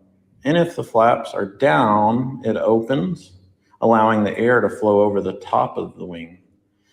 If this door fails to open, the approach speed must be increased by 10 knots and 1,800 feet added to landing distance. The airplane really honestly was impressive for its era, with a ceiling of 42,000 feet and a maximum speed of Mach 0.88. It could also carry the same payload and weight as a 767-200. More importantly, for me, it holds my personal record of the most souls on board of 1,305, 5 of which were human, and the rest were all monkeys. This made for interesting passenger noises and later smell on a 10-hour flight. Instead of clapping upon touchdown, they all made all their normal monkey noises, which I'm not going to imitate right now. Oh. The biggest drawback, in my opinion, of that airplane was that it had no APU. If you were headed to a remote destination with no air start available, the company would send a mechanic that would actually stay with the airplane to babysit a running engine while the crew would have their required rest. If you were going to be there for a really long time, the mechanic would come with the air start cartridge and later light the engines off if you needed to shut them all down. Delta is the only operator I'm aware of that retrofitted the airplane to have an APU. Meanwhile, everybody, if COVID has you looking for another aviation movie, Freefall Flight 174 on Prime kept me entertained the entire time without making me frustrated. The only scene that somewhat annoyed me was in the opening, as the simulator crew had a dramatized reaction to a dual engine failure. The rest of the movie, however, it was enjoyable, and some of the cheesy simulations and recreations had me laughing a fair amount. For instance, check out their epaulets. I'd like to call those COVID issued, as they could be very useful right now. Also, I love the references to the ram air turbine. Imagine the noise pre-flighting the FMS on this airplane, as every time they push a button, it made a noise. The attitude indicators needed a little bit of calibrating. And why did the aft door get used so much at the ending? There are a bunch of other small nuggets that also were enjoyable to catch. It's based on a familiar true event, and Liz might enjoy some of the retro Canadian footage. It's definitely, though, worthy, in my opinion, of sitting down for an hour and a half with a beer or two. Don't worry, everybody. Upgrades and positive news will be returning to the world. Cheers, everybody. Thank you, Brent. That's very, very entertaining. great. Free Glad fall. the story. monkeys just made noises and didn't throw things upon landing. Yeah, yes. Also, that's what I was They thinking he can was be a going bit to say. disgusting. Mind you, To show their I'm just appreciation for confused. the flight. How did they tell the difference between the monkeys and the flight engineer? That's not funny. Yeah, I think if you were watching the video, you could see all of our faces when he said like 1,000 and something. Yeah, I was going, DC-8? what? What is he talking about? How's that possible? That's amazing. Okay, Smaller, so That's a smaller lot creatures of than people. monkeys. That the is movie all he was monkeys. referring to, Free Fall Flight 174. I've never heard of it. It's apparently on Amazon Prime. Guess we'll have to check it out. And there was some reference to the epaulets I didn't quite get. I guess you have to watch the movie. You'll have to watch the movie, I guess. Have you Something seen for it? me to watch? No, something I'll have to watch on the treadmill the next time I have a long treadmill go. session. Right. Free Fall Flight 174. All right. Well, Brent, thanks a lot for your feedback. That was interesting. And thanks for the information regarding the DC-8. Lots of good stuff. All right. Well, control room is telling me that it might be time for us to wrap up today's episode. So thank you, everyone, for sending in the feedback. That's what makes the show. The community is what this is all about. And, getting involved in the show by sending us feedback keeps us all connected, which is very important at all times, but especially during this Rona virus and, quarantining and that kind of thing. If you want to learn more about the show, you can see our website. Information on there includes information about the crew, the community, the coffee fund, more information about Plain Tales installments, APG library, where Tiffany, our librarian, manages all that. Lots of great things to find there for you readers of books. What else? We have a lot more merchandise and some other stuff. So check it out, airlinepilotguy.com. And we're also on the social medias. Uh-oh.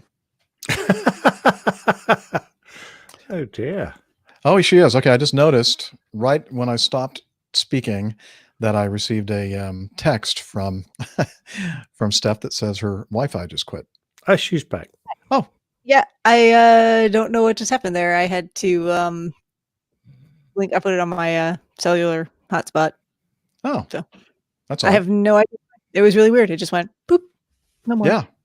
We'll reset the router or something. But so I was just saying that we're also on the social medias. We are on the social medias. You can head over to twitter.com.